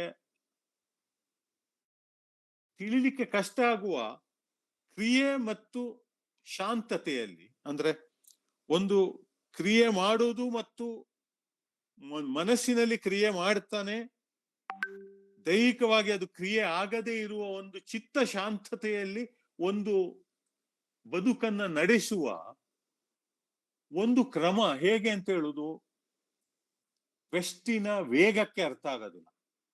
ಈ ಕ್ಯಾಪಿಟಲಿಸಂ ಪರ್ಟಿಕ್ಯುಲರ್ಲಿ ಬಂದ ಮೇಲೆ ಅದು ಸದಾ ವೇಗ. ಅದು ಹೇಗಿರುತ್ತೆ ಅಂತ ಹೇಳಿದ್ರೆ, ಒಂದು ಆವೇಗ ಮತ್ತು ಆತುರ ಮತ್ತು ಆತಂಕ ಹೇಗಿರುತ್ತೆ ಅಂದ್ರೆ, ಒಂದು ಸಂತೆ ಮುಗಿಯುವುದ್ರೊಳಗೆ ತಂದ ಸಾಮಾನನ್ನು ಮಾರಿ ಆಗ್ಬೇಕು ಅಂತ ಹೇಳುವ ಒಂದು ಆತಂಕದಲ್ಲಿ ಒಬ್ಬ ಇರುವ ಹಾಗೆ. ಅದು ಮನಸ್ಸಿನ ಒಂದು ಆತಂಕವನ್ನು ಮಾಡ್ತದೆ, ಅದಕ್ಕೆ ಬೇಕಾದ ಕೆಲಸವನ್ನು ಮಾಡ್ತದೆ. ಸದಾ ಥ್ರೆಡ್ ಮಿಲ್ ಮೇಲೆ ನಿಂತಾಗೆ ಕೆಲಸ, ಅದು ಇರ್ಲಿ ಇಲ್ಲದಿರ್ಲಿ, you have to be walking on it all the time. ಆ ತರದ ಒಂದು ಮಾನಸಿಕ ಸ್ಥಿತಿಯನ್ನ ಇಟ್ಟುಕೊಂಡು ನಾವು ಕೆಲಸ ಮಾಡ್ತೇವೆ. ಕೆಲವು ಸಲ ಪ್ರಕೃತಿ ಅದರಷ್ಟಗೆ ಒಂದು ಸೆಟಲ್ಮೆಂಟ್ ಅನ್ನ ಮಾಡ್ತಾರೆ, ಅದರನ್ನ ಹೋಗುವುದನ್ನ ನಾವು ನಿಯಂತ್ರಣ ಮಾಡ್ಲಿಕ್ಕೆ ಸಾಧ್ಯ ಇಲ್ಲ. ಅದು ದಾರಿ ತಪ್ಪದ ಹಾಗೆ ಅದನ್ನ ನೋಡ್ಕೊಂಡ್ರೆ ಸಾಕಾಗುತ್ತೆ, ಅದು ತನ್ನ ಕೆಲಸವನ್ನು ಮಾಡುತ್ತೆ. ಹಾಗೆ ನೆಲೆ ನಿಲ್ಲುವಂತ ಒಂದು ಶಾಂತತೆಯ ಗುಣವನ್ನ ಹೇಗೆ ಗಮನಿಸಬೇಕು ಮತ್ತು ಗುರುತಿಸಬೇಕು ಅಂತ ಹೇಳೋದಕ್ಕೆ ನೋಡಿ, ಒಂದು ಇನ್ನೊಂದು ಪದ್ಯ ಓದ್ತೇನೆ. ಇದು 11ನೇದು ಆಕ್ಚುಲಿ. ಇದು ಇನ್ನೊಂದನೇ ಪದ್ಯ, ಇದು ಅದಕ್ಕೆ ಬೇಕಾದಂತ ಪೂರಕವಾದ ಅಂಶವನ್ನು ಕೊಡುತ್ತದೆ. ಚಕ್ರ ಮಾಡೋದು ಹಳಿಗಳಿಂದ, ಆದರೆ ಬಂಡಿ ಚಲಿಸೋದು ಮದ್ಯದ ತೂತಿನಿಂದ. ಅಲ್ಲಿ ಇಲ್ಲಿ ತೂತು ಅಂದ್ರೆ ಯಾವ್ದು ಅಂದ್ರೆ, ಆ ಆಕ್ಸಿಲ್ ನಲ್ಲಿ ನಡುವೆ ಒಂದು ತಿರುಗ್ಲಿಕ್ಕೆ ಒಂದು ಚಕ್ರ ಇರುತ್ತಲ್ಲ, ಅಲ್ಲಿ ಒಂದು ಗ್ಯಾಪ್ ಇರುತ್ತೆ ನೋಡಿ, ಆ ಚಕ್ರ ಅದರ ಸುತ್ತಲೂ ಸುತ್ತುತ್ತಾ ಇರುತ್ತೆ. ಅದು ಚಕ್ರ ಮಾಡೋದು ಹಳಿಗಳಿಂದ. ಅಂದ್ರೆ ಈ ನೀವು ಹಳೆಯ ಎತ್ತಿನ ಗಾಡಿಯನ್ನು ನೋಡಿದ್ರೆ, ಮರದ ದೊಡ್ಡ ರೌಂಡ್, ಅದರ ಹೊರಗೆ ಕಬ್ಬಿಣದ ಒಂದು ಪಟ್ಟಿ ಇರೋದು, ಅದು ಇಲ್ಲಿ ಹಳಿಗಳಿಂದ ಅಂದ್ರೆ ಅದು ಆ ಅರ್ಥದಲ್ಲಿ ಅದು ರೌಂಡ್ ಆಗಿರೋದು. ಆದ್ರೆ ಅದು ತಿರುಗೋದು ಆ ಹಳಿಗಳಿಂದ ಅಂತ ನಾವು ಅನ್ಕೊಳ್ತೇವೆ. ಅದು ತಿರುಗದೇ ಇರುವ ನಡುವಿನ ಸ್ಥಿತಿಯಿಂದ, ಅದು ನಡುವೆ ಒಂದು ಅದ್ರ ಅದು ಆ ಗಾಲಿಯ ಒಳಗೆ ಅದು ಹಿಂಗೆ ತಿರುಗುತ್ತಾ ಇರುತ್ತೆ ನೋಡಿ, ಆ ಸೈಕಲ್ ನ ಚಕ್ರವನ್ನು ನೋಡಿ, ಅದು ಇದ್ದಲ್ಲೇ ಇರುತ್ತೆ, ಚಕ್ರ ಮುಂದೆ ಹೋಗುತ್ತಾ ಇರುತ್ತೆ. ಅದು ಆ ಗ್ಯಾಪ್, ಆ ಅವಕಾಶ, ಆ ಆಕಾಶ, ಆ ನಿರ್ವಾತ, ಮಣ್ಣನ್ನು ತುಳಿದು ತಟ್ಟಿ ಮಣ್ಣನ್ನು ತುಳಿದು ತಟ್ಟಿ ಮಡಕೆ ಮಾಡೋದು, ಅದರ ಒಳಗಿನ ಖಾಲಿ ತುಂಬಿಸಿಕೊಳ್ಳೋದು. ಅಂದ್ರೆ ಮಣ್ಣನ್ನು ತಟ್ಟಿ ಅದನ್ನೊಂದು ಮಡಕೆ ಮಾಡಿದಾಗ ನಾವು ನಿಜವಾಗಿ ಮಾಡುದು ಏನು ಅಂದ್ರೆ, ಅದರ ಒಳಗೆ ಒಂದು ಖಾಲಿಯನ್ನ ಸೃಷ್ಟಿ ಮಾಡಿಕೊಳ್ಳೋದು, ಒಂದು ನಿರ್ವಾತವನ್ನ ಸೃಷ್ಟಿ ಮಾಡ್ಕೊಳ್ಳೋದು. ಅದು ಸೃಷ್ಟಿ ಆಗೋದ ನಿರ್ವಾತ. ಕ್ರಿಯೆ ನಡೆಯೋದು ಈ ಸುತ್ತಲಿನ ಒಂದು ಪರ್ಯಾಯಕ್ಕೆ, ಅಂದ್ರೆ ಒಂದು ಆವರಣಕ್ಕೆ.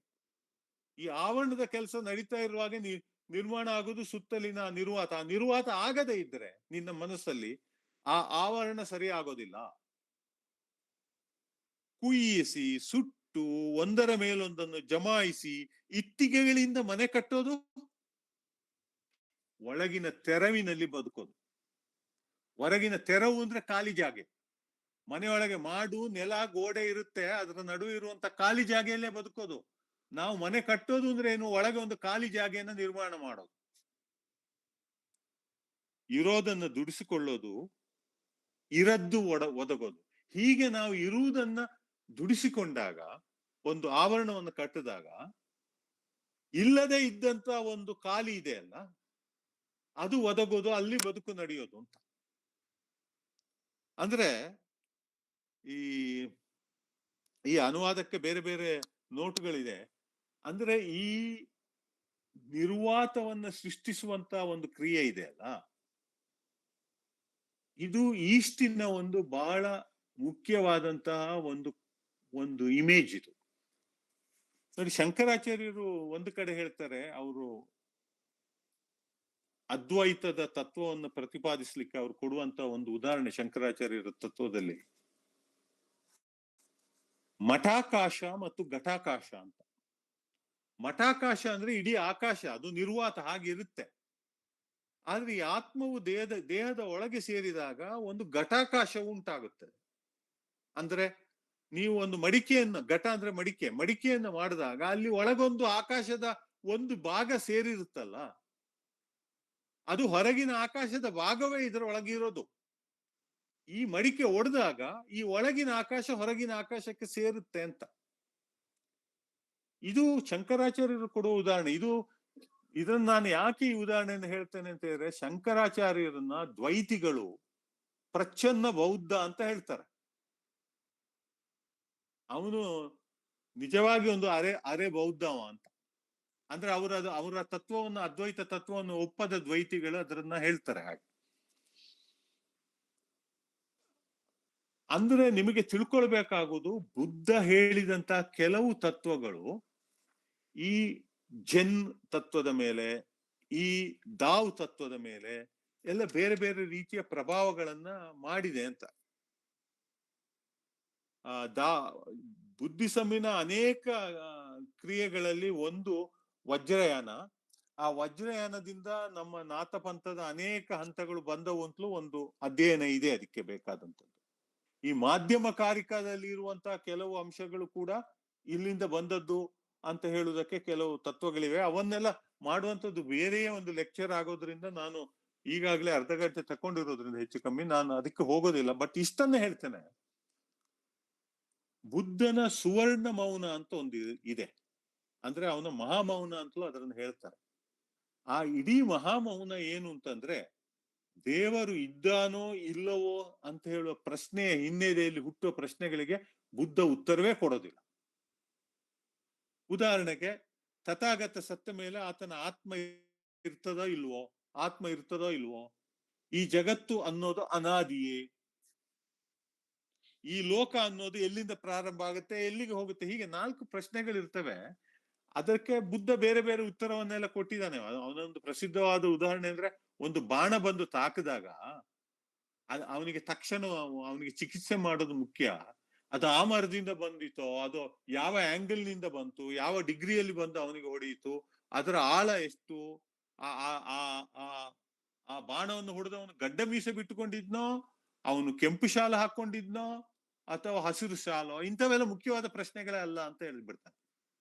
ಅದಕ್ಕೆ ನೀವು ಇಂಥ ಪ್ರಶ್ನೆಗಳು ಬಂದ್ರೆ ನೀವು ಅದಕ್ಕೆ ಉತ್ತರ ಕೊಡಬೇಡಿ ಅಂತಲೂ ತನ್ನ ಶಿಷ್ಯರಿಗೆ ಬುದ್ಧ ಹೇಳಿರ್ತಾನೆ. ಆದ್ರೆ ವೈದಿಕರು ಬಿಡೋದೇ ಇಲ್ಲ.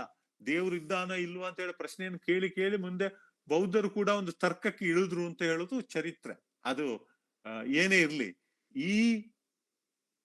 ಈ ದೇವ ಮತ್ತು ದೈವ ಸಂಬಂಧದ ಹಿನ್ನೆಲೆಯಲ್ಲಿ ಆ ಕೇಳಿದ ಪ್ರಶ್ನೆಗೆ ಅವನಿಗೆ ಏನ್ ಹೇಳ್ತಾರೆ, ಅವಲೋಕಿತೇಶ್ವರ ಅಂತ ಬುದ್ಧನಿಗೆ ಒಂದು ಇದಿದೆ, ನಿಮಗೆ ಗೊತ್ತಿದೆ. ಅವಲೋಕಿತೇಶ್ವರ, ನಾನು ಅದನ್ನ ಅತಿ ದೊಡ್ಡ ಆ ಮೂರ್ತಿಯನ್ನ ನಾನು ಮಲೇಷ್ಯಾದಲ್ಲಿ ನೋಡಿದ್ದೆ ಹೋದಾಗ ನನ್ನ ಕಂಪನಿ ಕೆಲಸ ಅಲ್ಲಿ. ನೋಡಿ, ಈ ಬುದ್ಧನ ಕೆಲವು ಚಿತ್ರಗಳಿದ್ದಾವೆ. ಅವನು ಹೀಗೆ ಕೂತ್ಕೊಂಡಲ್ಲಿ ಹೀಗೆ ನೆಲವನ್ನ ಮುಟ್ಟುವ ಚಿತ್ರ ಇರುತ್ತೆ. ನೀವು ಅದನ್ನ ನೋಡಿದೀರಾ?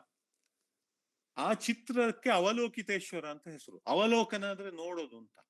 ಅದು ಯಾಕೆ ಅಂದ್ರೆ ದೇವ್ರು ಇದ್ದಾನೋ ಇಲ್ವೋ ಅಂತ ಹೇಳುವ ಪ್ರಶ್ನೆನ ಅವನು ಕೇಳಿ ಕೇಳಿ ಅವನನ್ನ ಕಾಡಿದಾಗ ಅವನು ಹೀಗೆ ನೆಲವನ್ನು ತಾತು ಕೂತಲ್ಲೇ ಹೀಗೆ ತನ್ನ ನೆಲವನ್ನ ಮುಟ್ಟಿ ಬುದ್ಧ ಹೇಳುದು, ನನಗೆ ಏನಿದ್ರು ಇದು ಇಲ್ಲಿ ಈ ನೆಲದಲ್ಲಿ ಸಾಧಿತವಾಗಬೇಕು ಅಂತ. ಅಂದ್ರೆ ಒಂದು ಯೂನಿವರ್ಸಲ್ ಆಗ್ಬೇಕು ಅಂತ. ಯೂನಿವರ್ಸಲ್ಗೂ ಕಾಸ್ಮೋಸಿಗೂ, ಮಾಸ್ತಿಯವರು ನಾನು ಹೇಳಿದ ಆಗಿನ ಉದಾಹರಣೆಯಲ್ಲಿ ಅವರು ಕಾಸ್ಮೋಸ್ ಅನ್ನು ಹೇಳ್ತಾರೆ, ಅಂದ್ರೆ ವಿಶ್ವಾತ್ಮಕತೆ. ವಿಶ್ವಾತ್ಮಕತೆಗೂ ಈ ಪ್ರಾಪಂಚಿಕತೆಗೂ ಇರುವಂತ ವ್ಯತ್ಯಾಸ ಏನು ಅಂದ್ರೆ, ಪ್ರಾಪಂಚಿಕತೆ ಇಲ್ಲಿ ನಡೆಯೋದು, ಅದಕ್ಕೆ ಕಣ್ಣಿಗೆ ಕಾಣುವ ಶಕ್ತಿ ಇರುತ್ತೆ, ಆದ್ರೆ ಕಣ್ಣಿಗೆ ಕಾಣೋದು ಒಂದೇ ಅಲ್ಲ. ಬೇಂದ್ರೆಯವರು ಹೇಳ್ತಾರೆ ನೋಡಿ, ಮೂರ್ತಿ ಮತ್ತು ಕಾಮಕಸ್ತೂರಿ ಅಂತ ಹೇಳುವ ಸಂಕಲನದಲ್ಲಿ, ಮೂರ್ತಿ ಪದ್ಯದ ಕವನದಲ್ಲಿ, ನಿಜವ ಕಂಡವರಿಲ್ಲ ನಿಜ ಕಾಣುವಂತಿಲ್ಲ, ನಿಜವೇನು ಮೊಳಲ ಹುಡಿಗಿಂತ ಕೀಳೆ, ನಿಜವ ಕಂಡಿಹೇನೆಂಬ ಕಣ್ಣ ಜಂಬದ ಹುಂಬ, ಮಳಲ ಹುಡಿಗುಟ್ಟೇನು ಕಣ್ಣ ಕೂಳೆ. ಅಂದ್ರೆ ನಿಮಗೆ ಆ ಕಣ್ಣು ಕಣ್ಣು ಕಣ್ಣು ಅಂತ ಹೇಳುವ ಅವನು ಕಣ್ಣ ಜಂಬದ ಹುಂಬ, ಅದರಿಂದ ಆಚೆದನ್ನು ಕಾಣೋದು ಸಾಧ್ಯ ಆಗ್ಬೇಕು. ಯಾಕಂದ್ರೆ ನಮಗೆ ಪಂಚೇಂದ್ರಿಯಗಳಿದ್ದಾವೆ, ಬರೇ ಕಣ್ಣಿಗೆ ಕಾಣೋದಿಲ್ಲ. ಆದ್ರೆ ಪ್ರಾಪಂಚಿಕತೆ ಕಣ್ಣಿಗೆ ಕಾಣುತ್ತೆ. ಅದು ಕಣ್ಣಿಗೆ ಕಂಡದ್ದನ್ನು ಕಣ್ಣಿಗೆ ಕಾಣದೇ ಇರುವ ಶಕ್ತಿಗಳ ಅಥವಾ ಸಾಧ್ಯತೆಗಳ ಜೊತೆ ಮತ್ತು ಈ ಇಡೀ ಪ್ರಕೃತಿಯ ಸಮನ್ವಯದ ಜೊತೆ ಮಾಡುವಂತದ್ದು ಕೂಡ ಒಂದು ಮುಖ್ಯ. ಆದ್ರಿಂದ ಅವಲೋಕಿತೇಶ್ವರನ ತತ್ವ ಈ ಜನ್ನಿನ ಹಿಂದೆ, ಈ ದಾವದ ಹಿಂದೆ ಎಲ್ಲ ಬೇರೆ ಬೇರೆ ರೀತಿಯಲ್ಲಿ ಅದು ಕೆಲಸ ಮಾಡಿದೆ ಅಂತ ವಿದ್ವಾಂಸರು ಹೇಳ್ತಾರೆ. ಅದನ್ನ ಅಧ್ಯಯನ ಮಾಡುವಂಥದ್ದು ಒಂದು ಮುಖ್ಯವಾದಂತ ಕೆಲಸ ಆಗ್ಬೋದು. ನಾನು ನಿಮ್ಮ ಗಮನಕ್ಕೆ ಒಂದು ಪುಸ್ತಕವನ್ನು ತರಲಿಕ್ಕೆ ನಾನು ನೆನಪಿನಿಂದ ಹೇಳ್ತೇನೆ, ಮಾತಾಡುವಾಗ ನೆನಪಾಗೋದು ಏನು ಅಂದ್ರೆ, ತಾವೋ ಫಿಸಿಕ್ಸ್ ಅಂತ ಒಂದು ಪುಸ್ತಕ ಇದೆ, ಅದನ್ನ ಕಾಪ್ರ ಬರೆದಿತ್ತು. ಅದು ಲಾವೋತ್ಸೆಯ ತತ್ವದ ಮೇಲೆ. ಅಂದ್ರೆ ಆತ ಅಲ್ಲಿ ಸ್ವಲ್ಪ ಆನಂದ ಕುಮಾರಸ್ವಾಮಿಯ ಡ್ಯಾನ್ಸ್ ಆಫ್ ಶಿವ ಇದ್ದಾನಲ್ಲ, ನಟರಾಜನ ಕಾಸ್ಮೋಸ್ ಇದರನ್ನ ಇಟ್ಟುಕೊಂಡು ಅವನು ಸ್ವಲ್ಪ ನಾವು ಹೇಗೆ ಕಣ್ಣಿಗೆ ಕಾಣುವುದನ್ನ ಕಣ್ಣಿಗೆ ಕಾಣದೇ ಇರುವ ಮಿತ್ತನ್ನ ಹೇಗೆ ನಮ್ಮ ಒಂದು ಚಿಂತನ ಪ್ರಕ್ರಿಯೆಗೆ ಬಳಸ್ಕೋಬಹುದು ಅಂತ ಹೇಳ್ತಾನೆ ಅವನು ಕಾಪ್ರ. ಅದು ಅದರ ಹಿನ್ನೆಲೆಯಲ್ಲಿ ಅಫ್ಕೋರ್ಸ್ ಐನ್ಸ್ಟೀನ್ ಇದ್ದಾನೆ. ಐನ್ಸ್ಟೀನ್ ಬರುವಲ್ಲಿವರೆಗೆ ಈ ಜಗತ್ತು ಸ್ಟ್ಯಾಟಿಕ್ ಆಗಿದ್ದದ್ದು, ಐನ್ಸ್ಟೀನ್ ಬಂದ ಮೇಲೆ ಪ್ರತಿಯೊಂದು ಚಲನಶೀಲ ಅಂತ ಆಯ್ತು. ಈ ದಾವದ ಜಿಂಗೆ ಏನ್ ಹೇಳ್ತಾನೆ, ದಾವ್ಗೆ ಒಂದು ಚಲನಶೀಲವಾದಂತ ಶಕ್ತಿ ಇದೆ. ಆ ಶಕ್ತಿಯ ಹಾರ್ಮನಿಯಲ್ಲಿ ನಾವಿರ್ಬೇಕು, ಸಾಮರಸ್ಯದಲ್ಲಿ ಇರ್ಬೇಕು ಅಂತ. ಈಗ ಬೇಂದ್ರೆಯವರ ಈ ಮೂರ್ತಿ ಕವನ 5 ಕವನಗಳಿದ್ದಾವೆ, ಅದರಲ್ಲಿ ಅದರ ಒಟ್ಟು ಕೊನೆಯ ತತ್ವ ಅವರು ಅದರಲ್ಲಿ ಬರೋದು, ಆ ಮೂರ್ತಿ ಕಾಮಕಸ್ತೂರಿ ಸೀರೀಸ್ ನಲ್ಲಿ ಅವರು ಬರುವ ಕೊನೆಯ ಅವರ ನಿಜವಾದ ತತ್ವ ಏನು ಅಂದ್ರೆ, ರಸವೇ ಜನನ ವಿರಸ ಮರಣ ಸಮರಸವೇ ಜೀವನ ಅಂತ. ಈ ಸಮರಸ ತತ್ವ ಇಲ್ಲಿ ಒಂದು ರೀತಿಯಲ್ಲಿದ್ರೆ, ಅದು ಇಲ್ಲಿಂದ ಇನ್ನೂ ಪೂರ್ವಕ್ಕೆ ಹೋದಾಗ ಚೈನಾದಲ್ಲಿ ದಾವನ ಕಾಲಕ್ಕೆ ಇನ್ನು ವಿಶಿಷ್ಟವಾದಂತ ಒಂದು ಕೆಲವು ಅಂಶಗಳನ್ನು ತಗೊಂಡಿತ್ತು. ಅದಕ್ಕೆ ನಾನು 60ನೇ ಪದ್ಯವನ್ನು ಒಂದು ಓದ್ತೇನೆ. ಇದಕ್ಕೆ it has an absolute overtones of political ruling. That is what we should not forget while reading Dao. ಒಂದು ದೊಡ್ಡ ರಾಜ್ಯವನ್ನಾಳೋದು ಒಂದು ಸಣ್ಣ ಮೀನನ್ನು ಹುರಿದಂತೆ. ತೀರಾ ಚುಚ್ಚಕ್ಕೆ ಹೋದರೆ ಅದು ಕೆಟ್ಟು ಹೋಗುತ್ತೆ. ಒಂದು ರಾಜ್ಯವಾಳೋದನ್ನ ಒಂದು ಮೀನು ಹುರಿಯುವ ಒಂದು ಚಿತ್ರದಲ್ಲಿ ಈತ ವಿವರಿಸಿಬಿಡ್ತಾನೆ. ಅದಕ್ಕೆ ಕೊಡುವಂತ ಮೆಟಫರ್ ನೋಡಿ ಆತ ಯಾವ್ದು ಅಂತ, ಒಂದು ಹೋಲಿಕೆ ಯಾವ್ದ್ರಿಂದ, ಮೆಟಫರ್ ಅಲ್ಲ, ಒಂದು ಕಂಪ್ಯಾರಿಸನ್, ಒಂದು ಹೋಲಿಕೆಯನ್ನು ಅವನು ಯಾವ ರೀತಿಯಲ್ಲಿ ಮಾಡ್ತಾನೆ ಅಂತ ನೋಡಿ. ದಾವ್ ರಕ್ಷಣೆಯಲ್ಲಿ ದೇಶವಿದ್ದರೆ ಕೇಡು ಅದರ ಹತ್ತಿರ ಸುಳಿಯಲ್ಲ.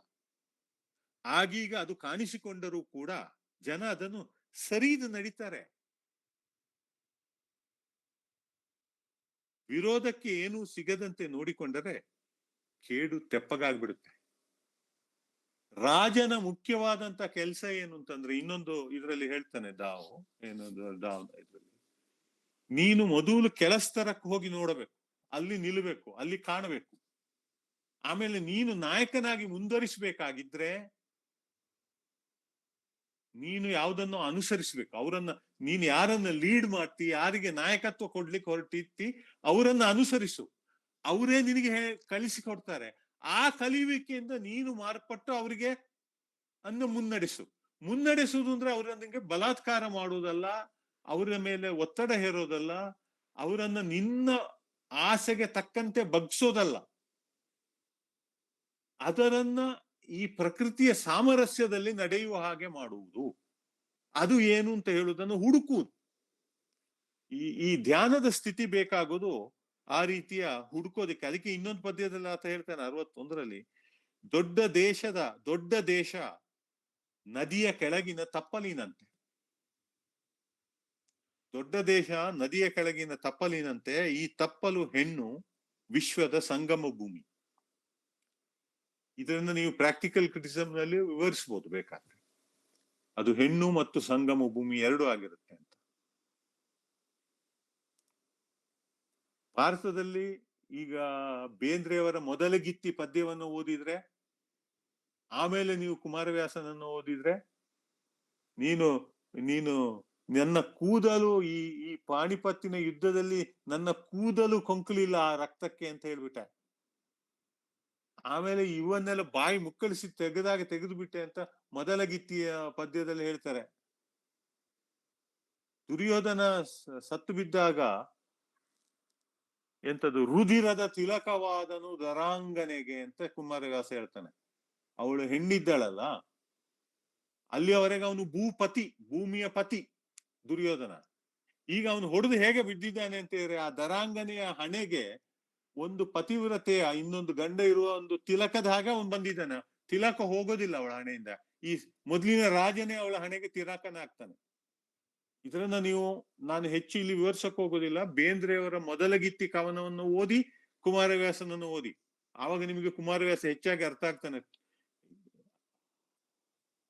ಯಾರು ಎಲಿಯಟ್ ಹೇಳ್ತಾನಲ್ಲ, ಒಂದು ಹೊಸ ಕವನ ಮುಂದೆ ಬಂದು ನಮ್ಮ ಅಭಿರುಚಿಯನ್ನು ತಿದ್ದಿದಾಗ ನಾವು ಹಳೆ ಕವನಗಳನ್ನ ನೋಡುವ ಕ್ರಮ ಬೇರೆ ಆಗತ್ತೆ ಅಂತ.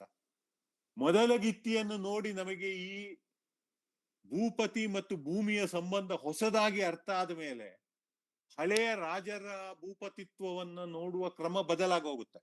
ಅದು ನಿಮಗೆ ಗೊತ್ತಿದ್ರೆ ಸಾಕು. ಈ ತಪ್ಪಲು ಹೆಣ್ಣು ವಿಶ್ವದ ಸಂಗಮ ಭೂಮಿ. ತನ್ನ ಸಮಾಧಾನ ಗುಣದಿಂದ ಹೆಣ್ಣು ಅಬಲೆಯಾಗಿ ಗಂಡನ್ನ ಗೆಲ್ತಾಳೆ. ಈ ಸಮಾಧಾನ ಗುಣ ರಾಜನಿಗೆ ಯಾವುದದು? ತನ್ನ ಸಮಾಧಾನ ಗುಣದಿಂದ ಹೆಣ್ಣು ಅಬಲೆಯಾಗಿ ಗಂಡನ್ನ ಗೆಲ್ತಾಳೆ. ತನ್ನ ಸಮಾಧಾನ ಗುಣದಿಂದ ಅಡಿಯಲ್ಲಿದ್ದು ಪಡಿತಾಳೆ. ನೀವು ಇದನ್ನು ಹೇಗೆ ಬೇಕಾದ್ರೆ ಅರ್ಥ ಮಾಡ್ಕೊಳ್ಳಿ. ಅಡಿಯಲ್ಲಿದ್ದು ಪಡಿತಾಳೆ ಅಂತ ಹೇಳಿ, ಪಡಿಯೋದು ಅವಳು ಕೆಳಗಿದ್ದೆ, ಪಡಿತಾಳೆ ಅವಳು. ಇಲ್ಲಿ ಇನ್ನೊಂದು ಅರ್ಥ ಏನು? ದೇಶದ ನದಿಯ ತಪ್ಪಲಿನ ಕೆಳಗಿದ್ದು,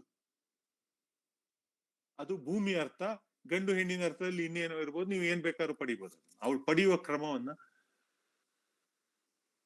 ಹೇಳುತ್ತಾರೆ. ಆದ್ದರಿಂದ ದೊಡ್ಡ ದೇಶವು ತಗ್ಗಿ ಇರಲು ಸಮ್ಮತಿಸಿ ಸಣ್ಣ ದೇಶವನ್ನು ಗೆಲ್ಬಹುದು. ಎಂತ ದೊಡ್ಡ ಪೊಲಿಟಿಕಲ್ ಪಾಠ ರೀ ಇದು. ಈ ನೀತಿ ಪಾಠದಲ್ಲಿ, ವಿದುರ ನೀತಿಯಲ್ಲಿ ಇವನ್ನೆಲ್ಲ ನಾವು ತಿಳಿಬೇಕು. ಹೀಗಿರೋ ಮಾತುಗಳು ಬರ್ತವೆ ಅದರಲ್ಲಿ. ಅದಕ್ಕೆ ಹೋದ್ರೆ ಅದೇ ಅರ್ಧ ಗಂಟೆ ಆಗುತ್ತೆ, ಅದರಿಂದ ಹೋಗಲ್ಲ. ಕುಮಾರವ್ಯಾಸನಲ್ಲಿ ಹೇಳ್ತಾನೆ, ಸಣ್ಣ ದೇಶ ತಗ್ಗಿ ಇರೋದ್ರಿಂದಲೂ ದೊಡ್ಡ ದೇಶವನ್ನು ಗೆಲ್ಬಹುದು. ನೋಡಿ, ಈ ತಗ್ಗುವ ಮತ್ತು ಬಲವನ್ನು ಪ್ರಯೋಗಿಸದೇ ಇರುವ ಎರಡು ಕ್ರಮಗಳನ್ನು ಇವತ್ತು ನಾವು ನೋಡ್ತಾ ಇಲ್ವಾ? ಟ್ರಂಪ್ ಏನ್ ಮಾಡ್ತಾ ಇದ್ದಾನೆ ಅಂತ, ಚೈನಾ ಏನ್ ಮಾಡ್ತಾ ಇದೆ ಅಂತ. ಚೈನಾ ಒಂದು ಹೊಸ ಬ್ಯಾಂಕಿಂಗ್ RMB ಸಿಸ್ಟಮ್ ಅನ್ನೇ ತಂತು. 35% ಆಫ್ ಅಮೆರಿಕನ್ ಡಾಲರ್ ಟ್ರಾನ್ಸಾಕ್ಷನ್ ಅನ್ನ, ವರ್ಲ್ಡ್ ಟ್ರಾನ್ಸಾಕ್ಷನ್ ಅಮೆರಿಕನ್ ಡಾಲರ್ ಅನ್ನ ಬೈಪಾಸ್ ಮಾಡಿ ಹೋಯ್ತದು. ಡಾಲರ್ ಬೈಪಾಸ್ ಆದ್ರೆ ಡಾಲರ್ನ ಶಕ್ತಿ ಉಳಿಯೋದಿಲ್ಲ. ಯಾಕಂದ್ರೆ ಡಾಲರ್ ಇಡೀ ಜಗತ್ನಲ್ಲಿ ಬೇಡಿಕೆ ಇರೋದ್ರಿಂದ ಅವರು ಎಷ್ಟು ಡೆಫಿಸಿಟ್ ಬಜೆಟ್ ಮಾಡಿ ಹೊಸ ಹಣವನ್ನ ಡಾಲರ್ ಪ್ರಿಂಟ್ ಮಾಡಿದ್ರು ಅಮೆರಿಕದಲ್ಲಿ ಇನ್ಫ್ಲೇಷನ್ ಆಗೋದಿಲ್ಲ. ದೊಡ್ಡ ದೇಶ ಆಗಿ ಇನ್ನೊಬ್ಬರನ್ನ ಅಮುಕುತ್ತೆ ಅಂದ್ರೆ ಆಗೋದಿಲ್ಲ, ನಡೆಯೋದಿಲ್ಲ ಅದು. ಹಾಗೆ ಅಂತೇಳಿ ಸಣ್ಣ ದೇಶವನ್ನ ಅಮುಕೋದು ಸರಿಯಾದ್ದು ಅಲ್ಲ. ಸಣ್ಣ ದೇಶ ಬಾಗಿಯೂ ಪಡಿಬಹುದು, ದೊಡ್ಡ ದೇಶವೂ ಬಾಗಿಯೂ ಪಡಿಬಹುದು. ಇದನ್ನ ಅವನು ಹೇಳ್ತಾ ಇದ್ದಾನೆ. ಆದ್ದರಿಂದ ದೊಡ್ಡ ದೇಶವು ತಗ್ಗಿ ಇರಲು ಸಮ್ಮತಿಸಿ ಸಣ್ಣ ದೇಶವನ್ನು ಗೆಲ್ಲಬಹುದು. ಸಣ್ಣ ದೇಶ ತಗ್ಗಿ ಇರೋದ್ರಿಂದಲೇ ದೊಡ್ಡ ದೇಶವನ್ನು ಗೆಲ್ಲಬಹುದು. ದೊಡ್ಡದು ವಿನಯದಿಂದ ತಗ್ಗಿ ಗೆಲ್ಲೋದು, ಚಿಕ್ಕದು ಸಹಜವಾಗಿ ತಗ್ಗಿ ಗೆಲ್ಲೋದು. ವಿನಯ ಮತ್ತು ಸಹಜತೆ ಸಾಮರಸ್ಯದಲ್ಲಿ ಒಂದಾಗುವ ಕ್ರಮ. ದೊಡ್ಡ ದೇಶಕ್ಕೆ ಬೃಹತ್ ದೇಶದ ಜನರನ್ನು ಸಂಘಟಿಸಿ ಒಟ್ಟಾಗಿ ಬಾಳಿಸಬೇಕು ಅನ್ನುವ ಆಸೆ ಹೊರತು ಬೇರೇನೂ ಇಲ್ಲ, ಇರಕೂಡದು. ಚಿಕ್ಕ ದೇಶಕ್ಕೆ ತಾನು ಒಳಗಿನವನಾಗಿ ಎಲ್ಲರ ಅನುಕೂಲಕ್ಕೆ ಒದಗಿ ಬಾಳಬೇಕು ಅನ್ನುವ ಆಸೆ ಹೊರತು ಬೇರೇನೂ ಇಲ್ಲ. ಹೀಗೆ ಇಬ್ಬರಿಗೂ ತಮಗೆ ಬೇಕಾದ್ದು ಸಿಗೋದ್ರಿಂದ ದೊಡ್ಡ ದೇಶ ತಗ್ಗಿ ನಡೆಯೋದು ಒಳ್ಳೆಯದು. ನೋಡಿ, ಇದು ಸಾಮವಿದು ರಾಜನೀತಿಗೆ ತಾ ಮನೋಹರ ರೂಪ, ಬದುಕುವ ಭೂಮಿಪಾಲರ ಅನಂತ ವಿಭವಕ್ಕೆ ಬೀಜ ಮಂತ್ರವದು ವಿದು. ಸಾಮವಡಗಿದ ಬಳಿಕ ನೀತಿ ವಿರಾಮವಾಗದೆ ಬಿಡದು, ದಂಡದ ಸೀಮೆಯದು ಉಪಾಯಗಳಲ್ಲಿ ಸಾಮಾನ್ಯತರವೆಂದ. ಉದ್ಯೋಗ ಪರ್ವದಲ್ಲಿ ಕೃಷ್ಣ ಧೃತರಾಷ್ಟ್ರನಿಗೆ ಹೇಳೋದು, ಆದ್ರೆ ಅವನು ಅದನ್ನ ಬಯಸೋದು ದುರ್ಯೋಧನನಿಗೆ ಅರ್ಥ ಆಗ್ಲಿ ಅಂತ. ಉದ್ಯೋಗ ಪರ್ವದ ಕೃಷ್ಣನ ಮಾತು, ನೀವು ಅಂದ್ರೆ ಈ ರಾಜನೀತಿಯನ್ನ ತಾವು ಒಂದು ಸಾಮರಸ್ಯದಲ್ಲಿ ಗ್ರಹಿಸುವ ಕ್ರಮಕ್ಕೂ ಸಾಮ ಸಾಮ ಸಾಮ ಅಂತ ಹೇಳುವ ನಮ್ಮ ಇದಕ್ಕೂ ಇರುತ್ತೆ. ಅದರ ನಂತರ ಅವನೇನು ದಂಡದ ನೀತಿ ಸಾಮಾನ್ಯ ಅಂತ ಹೇಳ್ತಾನೆ, ಭೇದ ದಂಡ ಇರ್ತಾನೆ. ಅದರಲ್ಲೇ ಇನ್ನೊಂದು ಕಡೆ ಮುಂದಿನ 11ನೇ ಸಂಧಿಗೆ ಹೋದಾಗ ಅವನೇ ಹೇಳ್ತಾನೆ, ಯಾರು ಕುಮಾರವ್ಯಾಸನೇ, ಭೇದದಲ್ಲಿ ಹೊಕ್ಕಿರಿದನು ಮಧುಸೂದನನು ಅಂತ. ಯಾರು ಕರ್ಣನನ್ನ ಅವನ ಜೀವನ ಹುಟ್ಟನ್ನೆಲ್ಲ ಹೇಳುವ ಭೇದ ದಂಡ ಎಲ್ಲ ಮಾಡ್ತಾನೆ ಅವನು, ಅದು ಬೇರೆ ವಿಷಯ. ಬಟ್ ಸಾಮ ಅಂತ ನಾವು ಹೇಳುವ ಚಿಂತನೆ ಇದೆ ಅಲ್ಲ, ಇದೊಂದು ಸಾಮರಸ್ಯದ ಕೊಡುಕೊಳ್ಳುವಿಕೆ ಅಂಶವನ್ನು ಕೂಡ ಹೀಗೆ ಹೇಳುವಂತ ಒಂದು ಅಂಶವಾಗಿ ಇರುತ್ತೆ. ಇನ್ನೊಂದು ಪದ್ಯದಲ್ಲಿ ಅದನ್ನೇ ಹೇಳ್ತಾರೆ ಅವರು, ತಾವು ವಿಶ್ವದ ನಾಭಿ, ಗುಣಿಯ ಗುಪ್ತ ನಿಧಿ, ಕೆಡುಕನ ಆಶ್ರಯ. ಹೊಗಳಿಕೆಯಿಂದ ಮರ್ಯಾದೆಯಾಗಲಿ ಸದಾಚಾರದಿಂದ ಗೌರವವಾಗಲಿ ಸಿಕ್ಕಂತಲ್ಲ, ಇವೆಲ್ಲಕ್ಕಿಂತ ದಾವ್ ಅತೀತ. ನಾಯಕನನ್ನು ಆಯ್ದಾಗ ನಿನ್ನ ಮುತ್ಸದ್ದಿತನ ಅವನಿಗೆ ಬೇಕಿಲ್ಲ, ಅವನಿಗೆ ನೀನು ಬೇಕಾದ್ದು ದಾವ್ ತಿಳುವಳಿಕೆ. ಯಾಕೆ ಎಲ್ಲ ಪೂರ್ವಜರು ದಾವ್ನನ್ನು ಗೌರವಿಸಿದರು? ಯಾಕೆ ಎಲ್ಲ ಪೂರ್ವಜರು ದಾವ್ನನ್ನು ಗೌರವಿಸಿದರು? ದಾವ್ನಲ್ಲಿ ಏಕವಾದವರು ಹುಡುಕಿದ್ದನ್ನು ಪಡೀತಾರೆ, ತಪ್ಪು ಮಾಡಿದರೆ ಮಾಫ್ ಆಗ್ತಾರೆ. ದಾವ್ನಲ್ಲಿ ಏಕವಾದವರು ಹುಡುಕಿದ್ದನ್ನು ಪಡೀತಾರೆ, ತಪ್ಪು ಮಾಡಿದರೆ ಮಾಫ್ ಆಗ್ತಾರೆ. ಆದ್ರಿಂದ ದಾವ್ ಸರ್ವರಿಗೂ ಪ್ರಿಯವಾದ್ದು. ಸುಮ್ಮನೆ ಇದನ್ನ ನೀವು ಡೆಮಾಕ್ರಸಿ ಅಂತ ಮಾಡ್ಕೊಂಡು ಓದಿ. ನಾನು ಸುಮ್ಮನೆ ಹೇಳ್ತಾ ಇರೋದಷ್ಟೇ. ಇದನ್ನು ಓದುವ 100 ಕ್ರಮಗಳಿದಾವೆ. ನಾನು ಒಂದು ಕ್ರಮವನ್ನು ಮಾತ್ರ ಹೇಳಿದ್ದೇನೆ. ನಾನು ಸ್ವಲ್ಪ ಅರ್ಧ ಗಂಟೆ ಜಾಸ್ತಿ ಮಾತಾಡಿದ್ದೇನೆ, ಆದ್ರೆ ಇಷ್ಟನ್ನು ಮಾತ್ರ ನೀವು ತಿಳ್ಕೊಳ್ಳಿ. ಮತ್ತೆ ಅದಕ್ಕೆ ಅದರ ವಿವರವಾದ ಅಂಶ ಇವ್ರು ಹೇಳಿದ್ದಾರೆ, ಯಾರು ನಮ್ಮ DR ನಾಗರಾಜು. ವೆಸ್ಟ್ ತನ್ನ ಇತ್ತೀಚಿಗಿನ ವೆಸ್ಟ್ನ ಫಿಲಾಸಫಿಯನ್ನ ವಿಲ್ಡ್ಯುರಾಂತ್ ಏನ್ ಹೇಳ್ತಾನೆ ಅಂದ್ರೆ, ಅದನ್ನ 5 ವಿಭಾಗಗಳಲ್ಲಿ ಯಾವ್ದಾದ್ರು ಒಂದನ್ನ ಅದು ಎಕ್ಸ್ಪ್ಲೋರ್ ಮಾಡ್ತದೆ. ಪ್ರತಿಯೊಬ್ಬ ಫಿಲಾಸಫರ್ ಈ 5ರಲ್ಲಿ ಒಂದನ್ನ ಹೆಚ್ಚು ಒತ್ತು ಕೊಟ್ಟು ನೋಡ್ತಾನೆ ಅಂತ. ಯಾವ್ದು ಅಂದ್ರೆ 5 ವಿಲ್ಡ್ಯುರಾಂಟ್ ಪ್ರಕಾರ: ಎಸ್ಥೆಟಿಕ್ಸ್, ಮೆಟಾಫಿಸಿಕ್ಸ್, ಎಥಿಕ್ಸ್, ಲಾಜಿಕ್ ಮತ್ತೆ ಪೊಲಿಟಿಕ್ಸ್. ಈ 5 ಮೂಲದಿಂದ ಯಾವುದೋ ಒಂದು ಮೂಲವನ್ನು ಸ್ವಲ್ಪ ಹೆಚ್ಚು ಒತ್ತು ಕೊಟ್ಟು ಒಬ್ಬ ಫಿಲಾಸಫರ್ ಹೇಳ್ತಾನೆ. ನೀವು ಅರಿಸ್ಟಾಟಲ್ಗೆ, ಪ್ಲೇಟೋನಿಗೆ ಹೋದ್ರೆ ಈ 5 ಇರುತ್ತೆ ಅಲ್ಲಿ. ಕಳೆದ 200-300 ವರ್ಷದಲ್ಲಿ ರಾಜಕೀಯ ಚಿಂತನೆ ಹೆಚ್ಚಾಗಿದೆ. ರಾಜಕೀಯ ಅಧಿಕಾರ ಒಂದು ದೇವರ ಪವರ್ಗೆ ಹತ್ರ ಬರುವಂತ ಒಂದು ಚಿಂತನೆ ಹೇಗೆ ಬೆಳೀತದೆ ಅಂತ. ಅದಕ್ಕೆ ಕೆಲವರು ಕಾಲಿಗುಲನ್ನು ಉದಾಹರಣೆ ಕೊಡ್ತಾರೆ. ಆದ್ರೆ ದೇವರಾಗೋದು ಸಾಧ್ಯ ಇಲ್ಲ ಅಂತ ತುಘಲಕ್ ಹೇಳ್ತಾನೆ, ಗಿರೀಶ್ ಕಾರ್ನಾಡ್ ತುಘಲಕ್ ಹೇಳ್ತಾನೆ. ಅವನ ಸಮಸ್ಯೆ ಏನು ಅಂತ ಹೇಳುದು ಅದು ಇನ್ನೊಂದು ವಿಚಾರ. ಬಟ್ ಅಲ್ಲಿ ರಾಜಕೀಯ ತತ್ವ ಜಿಜ್ಞಾಸೆ ಈ ಡಯಾಲೆಕ್ಟಿಕ್ಸ್ ನಲ್ಲಿ ಬೆಳೀತಾ ಹೋಯ್ತು. ಅದು ಮಾರ್ಕ್ಸ್ ಬಂದ ಮೇಲಂತೂ ಆ ರಾಜಕೀಯ ಪವರು, ಅಧಿಕಾರ, ಕ್ರಾಂತಿಕಾರಿತನ, ಕ್ರಾಂತಿ ಅಂಶಗಳೇನು ಅಂತ ನೀವು ಅವನೇನು ಕ್ರೈಮ್ ಅಂಡ್ ಪನಿಷ್ಮೆಂಟ್ ಬರೋದ ರಷ್ಯನ್ ಇವನಿದಾನಲ್ಲ, ಆ ಕಾದಂಬರಿಕಾರ ಏನಪ್ಪ ಅವನು, ಮತ್ತೆ ಕಾನ್ರಾಡ್, ಇವರೆಲ್ಲ ರಾಜಕೀಯ ಚಿಂತನೆ ಮಾಡಿದ್ದನ್ನು ನೋಡಿದ್ರೆ ನಿಮಗೆ ಅದು ಸಿಗುತ್ತೆ. ಅದೇ ಒಂದು ಸಬ್ಜೆಕ್ಟ್ ಆಗ್ಬಹುದರಿಂದ ಅದಕ್ಕೆ ನಾನು ಹೋಗೋದಿಲ್ಲ. ಆದ್ರೆ ಭಾರತದಲ್ಲಿ ರಮಣರಿರ್ಲಿ, ಅರವಿಂದರಿರ್ಲಿ, ನಮ್ಮ ತತ್ವ ಜಿಜ್ಞಾಸೆಯಲ್ಲಿ ಒಂದು ತಪ್ಪು ಕಲ್ಪನೆ ಏನ್ ಬಂದಿದೆ ಅಂದ್ರೆ, ಲೌಕಿಕ ಮತ್ತು ಪಾರಮಾರ್ಥಿಕ ಬೇರೆ ಬೇರೆ ಅಂತ ಹೇಳುವಂತ ಒಂದು ಕಲ್ಪನೆಯನ್ನು ನಾವು ಮಾಡ್ತೇವೆ. ಬಹುಶಃ ಅದು ಸರಿಯಲ್ಲ ಅಂತ ಹೇಳುವುದನ್ನ ನಮಗೆ ಲೋಹಿಯ ತೋರಿಸಿದ್ರು, ಮಾಸ್ತಿ ವೆಂಕಟೇಶ ಅಯ್ಯಂಗಾರ್ ಅವರ ಎಲ್ಲಾ ಕಥೆಗಳಲ್ಲಿ, ಕಾದಂಬರಿಗಳಲ್ಲಿ ಮೂಲ ಅವರ ಆರ್ಗ್ಯುಮೆಂಟ್ ಏನು ಅಂದ್ರೆ, ಈ ಧಾರ್ಮಿಕವಾದ ಸನ್ಯಾಸತ್ವ ಮತ್ತು ಲೌಕಿಕವಾದ ಸನ್ಯಾಸತ್ವ ಯಾಕೆ ಬೇರೆ ಆಗ್ಬೇಕು? ಅದು ಬೇರೆ ಆಗದೆ ಒಂದೇ ಆಗಿರ್ಲಿಕ್ಕೆ ಸಾಧ್ಯವಿಲ್ವಾ? ಧರ್ಮ, ಅರ್ಥ, ಕಾಮ, ಮೋಕ್ಷ ಎಂಬ ಈ ಪುರುಷಾರ್ಥಗಳಲ್ಲಿ ನಡೆದ್ರೆ ಅದು ಸಾಧ್ಯವಿಲ್ಲವೇ ಅಂತ ಹೇಳುವ ಒಂದು ತತ್ವ ಜಿಜ್ಞಾಸೆಯನ್ನ ಮಾಸ್ತಿ ವೆಂಕಟೇಶ ಅಯ್ಯಂಗಾರ್ ಮಾಡ್ತಾರೆ. ನಮ್ಮಲ್ಲಿ ಈ ತತ್ವ ಜಿಜ್ಞಾಸೆಯನ್ನ ರಾಜಕೀಯದಲ್ಲಿ ಅತ್ಯಂತ ಸಮರ್ಥವಾಗಿ ಭಿನ್ನವಾಗಿ ತೋರಿಸಿದವರು ಮಹರ್ಷಿ ಅರವಿಂದರು. ಏನು ಅಂದ್ರೆ ಅವರು ಪಾರಮಾರ್ಥಿಕವನ್ನು ಬೇರೆಯಾಗಿ ಲೌಕಿಕವನ್ನು ಬೇರೆಯಾಗಿಯೇ ಪರ್ಸ್ಯೂ ಮಾಡಿದ್ರು ಆಮೇಲೆ ರಾಜಕೀಯಕ್ಕೆ ಹೋದವರು. ಆದ್ರೆ ಲೋಹಿಯಾ ಯೋಗದ ಒಂದು ಇದಿದೆ ಅಲ್ಲ, ಅವರದ್ದೊಂದು ಯೋಗದಲ್ಲಿ ಒಂದು ಅಧ್ಯಾಯ ಅಂತ ಪ್ರಖ್ಯಾತವಾದಂತ ಒಂದು ಎಸ್ಸೆ ಇದೆ ನೋಡಿ. ಅದರಲ್ಲಿ ಈ ಯೋಗ ಮತ್ತು ಮತ್ತು ಈ ಲೌಕಿಕವನ್ನ ಮತ್ತೆ ರಾಜಕೀಯವನ್ನ ಒಂದರಿಂದ ಒಂದು ಬೆಳಗ್ಬಹುದು ಅಂತ ಹೇಳ್ತಾರೆ, ಒಂದರಿಂದ ಒಂದು ಉಜ್ವಲವಾಗಿ ಬೆಳಗ್ಬಹುದು ಅಂತ. ಅವನೇ ರಾಜಋಷಿ ಅಂತ ಹೇಳುವ ಒಂದು ಕಲ್ಪನೆಯನ್ನ DR ನಾಗರಾಜ್ ಚರ್ಚೆ ಮಾಡ್ತಾರೆ. ಈ ರಾಜಋಷಿ ಅಂದ್ರೆ ಈ ಲೌಕಿಕ ಮತ್ತು ಪಾರಮಾರ್ಥಿಕ ಎರಡರನ್ನು ಇಟ್ಟು ಲೌಕಿಕದ ಜನರಿಗೆ ಒಳ್ಳೇದಾಗುವುದು, ಅಧಿಕಾರವನ್ನ ಮಾಡುದು ಅಂತ ಹೇಳುದು ಮಾತ್ರ ಉದ್ದೇಶ ಅಲ್ಲ ಅಂತ ಹೇಳ್ತಾರೆ. ಅದೇ ಈ ದಾವ್ದ ಜಿಂಗ್ ಈ ಒಂದು ವಿಶೇಷ ವಿಸ್ತಾರವಾದ ಪರಿಪ್ರೇಕ್ಷ್ಯವನ್ನ ತನ್ನ ಇದರಲ್ಲಿ ಇಟ್ಟುಕೊಂಡಿದ್ದಾರೆ ಅಂತ ನನಗೆ ಅನಿಸುತ್ತದೆ. ಅಂದ್ರೆ ಈ ಸಂಸಾರ ಮತ್ತು ನಿರ್ವಾಣ ಇದು ಎರಡರನ್ನ ಒಟ್ಟಿಗೆ ಸಂಶೋಧಿಸೋದು ಹೇಗೆ, ಮನುಷ್ಯನಲ್ಲಿ ಪಡೆಯುವ ಅನುರಕ್ತನಾಗುವ ಈ ಒಂದು ಸ್ಥಿತಿ ಮತ್ತು ಅದರಿಂದ ನಿರ್ಲಿಪ್ತನಾಗುವ ಒಂದು ಗುಣ. ಈ ರಾಜರ್ಷಿ ಅಂದ್ರೆ ನಮ್ಮಲ್ಲಿ ಯಾರನ್ನ ಹೇಳ್ಬೋದು ಅಂದ್ರೆ ಗಾಂಧೀಜಿ.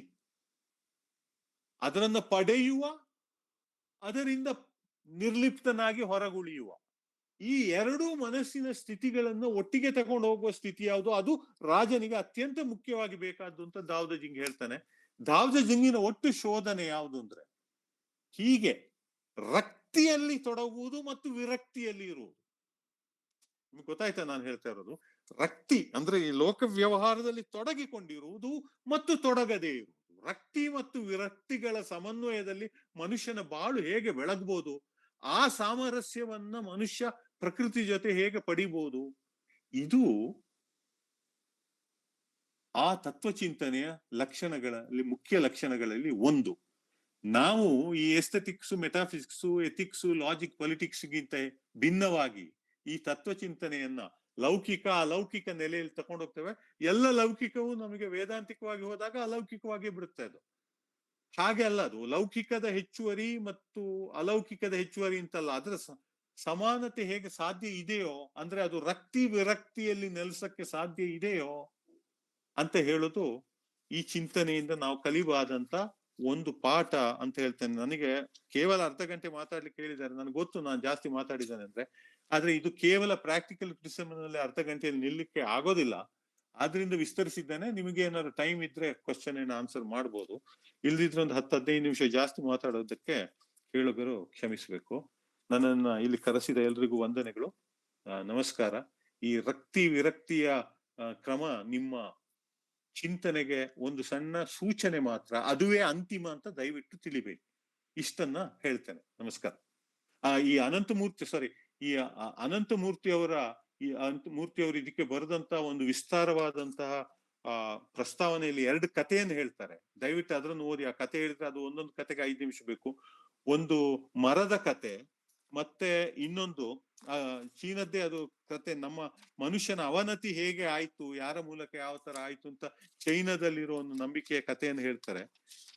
ಎಂತ ಅದ್ಭುತವಾದ ಟ್ರಾನ್ಸ್ಲೇಷನ್ ಅನ್ನ ಇವತ್ತಿನ ಒಂದು ಅರ್ಥಾನುಸಾರಿ ಲಯದ ಕಾವ್ಯ ಭಾಷೆಯಲ್ಲಿ ಅನಂತಮೂರ್ತಿ ಅವರು ಕೊಟ್ಟಿದ್ದಾರೆ. ನನ್ನ ಆ ಗುರುಗಳಿಗೂ ವಂದಿಸಿ, ನಿಮಗೆಲ್ರಿಗೂ ವಂದಿಸಿ ನನ್ನ ಮಾತುಗಳನ್ನು ಮುಗಿಸ್ತೇನೆ. ನಮಸ್ಕಾರ.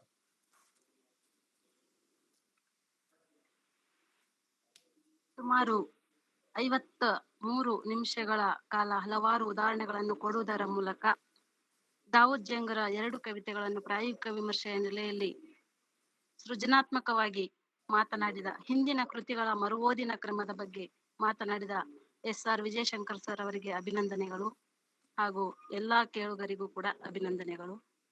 ಯಾರಾದರೂ ಪ್ರಶ್ನೆ ಇದ್ದರೆ ಚಾಟ್ ಬಾಕ್ಸ್ ಅಲ್ಲಿ ಹಾಕ್ಬಹುದು, ಇಲ್ಲಾಂದ್ರೆ ನೇರವಾಗಿ ಪ್ರಶ್ನೆಯನ್ನು ಕೇಳಬಹುದು. ಚಾಟ್ ಬಾಕ್ಸ್ ಅಲ್ಲಿ ಪ್ರಶ್ನೆ ಇದ್ರೆ ನೀವೇ ಓದಿ ಮಾಡಿ ನನಗೆ, so that it will be easy for me. Madam ಪ್ರಶ್ನೆಗಳಿದೆ ನೋಡಿ ಮೇಡಮ್ ಚಾಟ್ ಬಾಕ್ಸ್ ಅಲ್ಲಿ. Okay sir, okay sir. Maithili Rao ಅವರು ಕೇಳಿದ್ದಾರೆ ಸರ್, ಎಂದಿನಂತೆ ವಿದ್ವತ್ಪೂರ್ಣ ಅದ್ಭುತ ವ್ಯಾಖ್ಯಾನ. Thank you.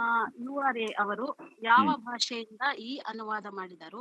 ಮೂಲ ಕೃತಿ ಚೀನಿ ಭಾಷೆಯಲ್ಲಿದೆ, ಅದರಿಂದನೇ ಮಾಡಿದ್ರಾ ಇಲ್ಲ ಆಂಗ್ಲ ಭಾಷೆಯಿಂದ ಮಾಡಿದ್ರಾ? ಇಲ್ಲ ಇಲ್ಲ, ಅವರು ಏನು ಅಂತ ಹೇಳಿದ್ದಾರೆ ಅಂದ್ರೆ ಕೇಳಿದ್ದಾರೆ. ದೆಹಲಿಯಲ್ಲಿ ಚೈನಾ ದೇಶದ ವಿದ್ವಾಂಸರಾಗಿರುವ ಅವರ ಒಂದಿಬ್ರು ಸ್ನೇಹಿತರ ಜೊತೆ ಮಾತಾಡಿದ್ದಾರೆ. ಅವರ ಹೆಸರುಗಳನ್ನೆಲ್ಲ ಇಲ್ಲಿ ಕೊಟ್ಟಿದ್ದಾರೆ ಅವರ ಪ್ರಸ್ತಾವನೆಯಲ್ಲಿ. ಇದನ್ನ ಅವರು ಇಂಗ್ಲಿಷ್ ಭಾಷೆಯಿಂದ ಕನ್ನಡಕ್ಕೆ ಮಾತಾಡಿದ್ದಾರೆ. ಆದ್ರೆ ತನ್ನ ಅನುವಾದಗಳನ್ನು ಇಟ್ಕೊಂಡು ಅವರು ಚೈನಾ ಭಾಷೆಯ ವಿದ್ವಾಂಸರು, ಅವರು ನಿಮ್ಗೆ ಗೊತ್ತಿದೆ, ಅವರು ಅಂತಾರಾಷ್ಟ್ರೀಯ ಮಾನ್ಯತೆ ಪಡೆದಂತಹ ದೊಡ್ಡ ಲೇಖಕರು ಕನ್ನಡದ. ಅವರು ಮುಖ್ಯವಾಗಿ ದೆಹಲಿಯಲ್ಲಿ ಅವರಿಗೆ ಪರಿಚಯ ಇದ್ದಂತಹ ಕೆಲವು ಜನ ಚೈನಾ ಭಾಷೆ ಮತ್ತು ಸಾಹಿತ್ಯದ ವಿಶೇಷ ತಜ್ಞರ ಜೊತೆ, ಸ್ಪೆಷಲಿಸ್ಟ್ಗಳಂತ ಹೇಳ್ತೀವಲ್ಲ, ಅವರ ವಿದ್ವಾಂಸರ ಜೊತೆ ತಮ್ಮದನ್ನು ಅವರು ಚರ್ಚಿಸಿದ್ದಾರೆ. ಆದ್ರೆ ಇದರ ಅನುವಾದ ಇಂಗ್ಲಿಷ್ ನಿಂದ. ಅದರ ಕೊನೆಗೆ ಅವರು ಅನುವಾದಗಳಿಂದ ಯಾವ್ದನ್ನೆಲ್ಲ ಮಾಡಿದ್ದಾರೆ ಅಂತ ಅವರು ಒಂದು ದೊಡ್ಡ ಪಟ್ಟಿಯನ್ನು ಕೂಡ ಕೊಟ್ಟಿದ್ದಾರೆ. ಯಾವ್ದೆಲ್ಲ ಇದೆ ಅಂತ ಹೇಳುದನ್ನ ಅವರು ಆ ಪಟ್ಟಿಯನ್ನು ಕೂಡ ಕೊಟ್ಟಿದ್ದಾರೆ.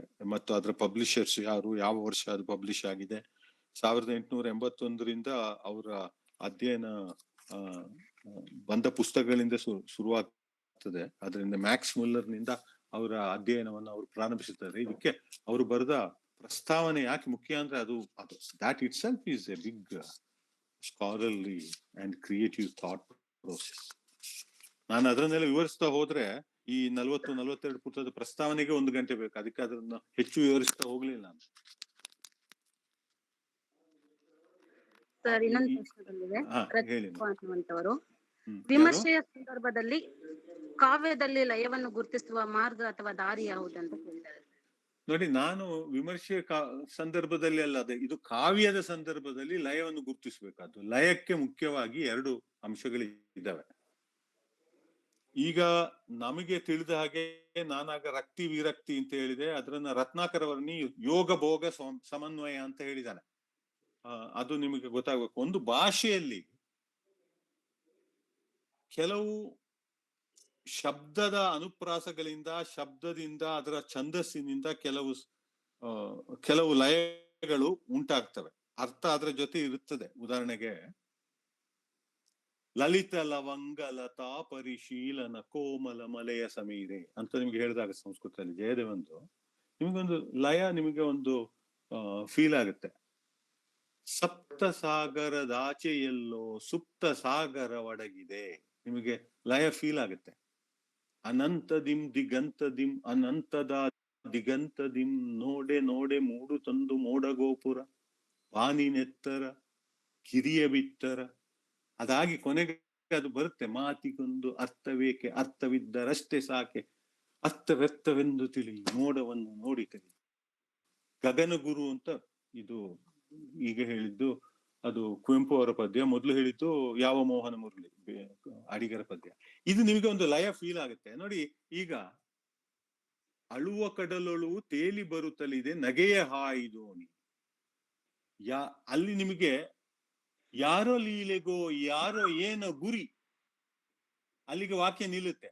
ಯಾರ ಲೀಲೆಗೋ ಯಾರೋ ಏನೋ ಗುರಿ ಇರದೆ ಬಿಟ್ಟ ಬಾಣ ಅಂತ ಮುಂದಿನ ವಾಕ್ಯನ ಅವರು ವಿಸ್ತರಿಸ್ತಾರೆ. ಈಗ ಅವರೊಂದು ಸಂಧಿಯನ್ನ ಮಾಡ್ತಾರೆ ಅಲ್ಲಿ. ಗುರಿ ಇರದೆ, ಯಕಾರ ಆಗಮ ಸಂಧಿ ಅಲ್ವಾ ಅದು. ಗುರಿ ಪ್ಲಸ್ ಇರದೆ, ಗುರಿ ಇರದೆ, ಯಕಾರ ಆಗಮ ಆಗಿದೆ. ಈಗ ಗುರಿ ಇರದೆ ಅಂದ್ರೆ ಗುರಿ ಇಲ್ಲದೆ ಬಿಟ್ಟ ಬಾಣ ಅಂತ. ಆದ್ರೆ ಅವ್ರ ಅರ್ಥಕ್ಕೋಸ್ಕರ ಏನ್ ಮಾಡ್ತಾರೆ ಅಡಿಗರು ಅಂದ್ರೆ, ಯಾರ ಲೀಲೆಗೋ ಯಾರೋ ಏನೋ ಗುರಿ ಅಲ್ಲಿಗೆ ನಿಲ್ಲಿಸ್ತಾರೆ. ಆಮೇಲೆ ಅರ್ಥಾನುಸಾರಿ ಲಯದಲ್ಲಿ ನೀವು ಓದಿದಾಗ ಯಾರ ಲೀಲೆಗೋ ಯಾರೋ ಏನೋ ಗುರಿ ಇರದೆ ಬಿಟ್ಟ ಬಾಣ, ಆವಾಗ ನಿಮಗೆ ಅರ್ಥದ 2 ದ್ವಂದ್ವಗಳು ಹೊಳಿಬೇಕು. ಅಂದ್ರೆ ಇವತ್ತು ಒಂದು ಬಾಂಬಿನಿಂದ ಅಥವಾ ಒಂದು ಗುಂಡು ದಾಳಿಯಿಂದ ಒಬ್ಬ ಸತ್ತಿದ್ದಾನೆ, ಅದು ಯಾರದ್ದೋ ಒಂದು ಲೀಲೆಗೆ ಅವ ಗುರಿಯಾಗಿದ್ದಾನೆ ಅಂತ ಹೇಳುವ ಒಂದು ವಿಷಯ. ಇವತ್ತು ನಮಗೆ ಇಂಥದ್ರಲ್ಲಿ ಎಷ್ಟು ನಂಬಿಕೆ ಇದೆ ಇಲ್ಲ ಅಂತ ಗೊತ್ತಿಲ್ಲ. ನಮ್ಮಲ್ಲಿ ಒಂದು ನಿಜಕ್ಕೂ ಹೌದಾ ಅಂತ ಹೇಳುವ ಒಂದು ಪ್ರಶ್ನೆ ಇದೆ, ಅನುಮಾನ ನಮ್ಮಲ್ಲಿ ಬರ್ತಾ ಇದೆ. ಆವಾಗ ನೀವು ಗುರಿ ಇರದೆ ಬಿಟ್ಟ ಬಾಣ ಅಂತ ಓದುದಾಗ, ಗುರಿ ಇರದೆ ಅಂತ ಹೇಳುವುದನ್ನ ಈ ರೀತಿ ಒಡೆದಾಗ ಒಂದು ಲಯ ಸೃಷ್ಟಿಯಾಗುತ್ತೆ. ನೋಡಿ, ನಿಮಗೆ ಬಹಳ ಸರಳವಾದಂತ ಆ ಅರ್ಥಾನುಸಾರಿ ಲಯಕ್ಕೆ, ಅದರ ಅರ್ಥ ಸ್ಫೋಟಕ್ಕೆ ರಾಮನವಮಿಯ ದಿವಸ ಅಡಿಗರದ್ದೇ ಅತ್ಯುತ್ತಮವಾದಂತ ಉದಾಹರಣೆ. ಶ್ರೀರಾಮನವಮಿಯ ದಿವಸ ರಾಮನಾಮಾಮೃತವೇ ಪಾನಕ ಪನಿವಾರ ಕೋಸಂಬರಿ, ಕರಬೂಜ ಸಿದ್ದೋಟುಗಳ ಹೋಳು ಸೀಕರಣೆ. ಇಲ್ಲಿಯವರೆಗೆ ಒಂದು ಅರ್ಥ ಇದೆ. ವ್ಯಕ್ತ ಮಧ್ಯಕ್ಕೆ ಬಂದು ರಿವಶಬರಿ. ವ್ಯಕ್ತ ಮಧ್ಯ ಅಂತ ಹೇಳಿದಾಗ ಒಂದು ಅರ್ಥ ಸ್ಫೋಟ ಅಲ್ಲಿ ಉಂಟಾಗುತ್ತೆ. ವ್ಯಕ್ತ ಮಧ್ಯ ಅಂತ ಹೇಳುವ ಪದದಿಂದ ಬಂದು ಉರಿವ ಶಬರಿ. ಅಷ್ಟವರೆಗೆ ಲಯ ಸಾಮಾನ್ಯ ಇರುತ್ತೆ. ಪಾನಕ ಕುಡಿತ, ಸಿದ್ದೋಟು, ಕರಿಬೂಜ ಇದನ್ನೆಲ್ಲ ಇದ್ದಂಥದ್ದು ರಾಮನವಮಿ ದಿನ.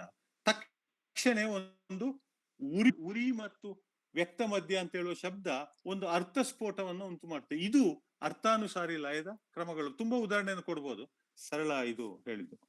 ಈಗ ವಿಜೃಂಭಿಸಿತು ರಾಮ ಬಾಣ ನಿಜ ಕತ್ತಲಿಗೆ ಹತ್ತೆ ತಲೆ ನೂರಾರೆ, ಅದು ಅಸಂಖ್ಯ. ಅಲ್ಲಿ ನೋಡಿದ್ರೆ ಅಲ್ಲಿ ಅರ್ಥಕ್ಕೋಸ್ಕರ ಪನ್ನುಗಳನ್ನು ಯೂಸ್ ಮಾಡುದು, ಶ್ಲೇಷಗಳನ್ನು ಯೂಸ್ ಮಾಡುದು, ವಾಕ್ಯವನ್ನು ತುಂಡರಿಸುವುದು, ಇವೆಲ್ಲವೂ ಅರ್ಥಾನುಸಾರಿ ಲಯದ ಮುಖ್ಯ ಲಕ್ಷಣಗಳು.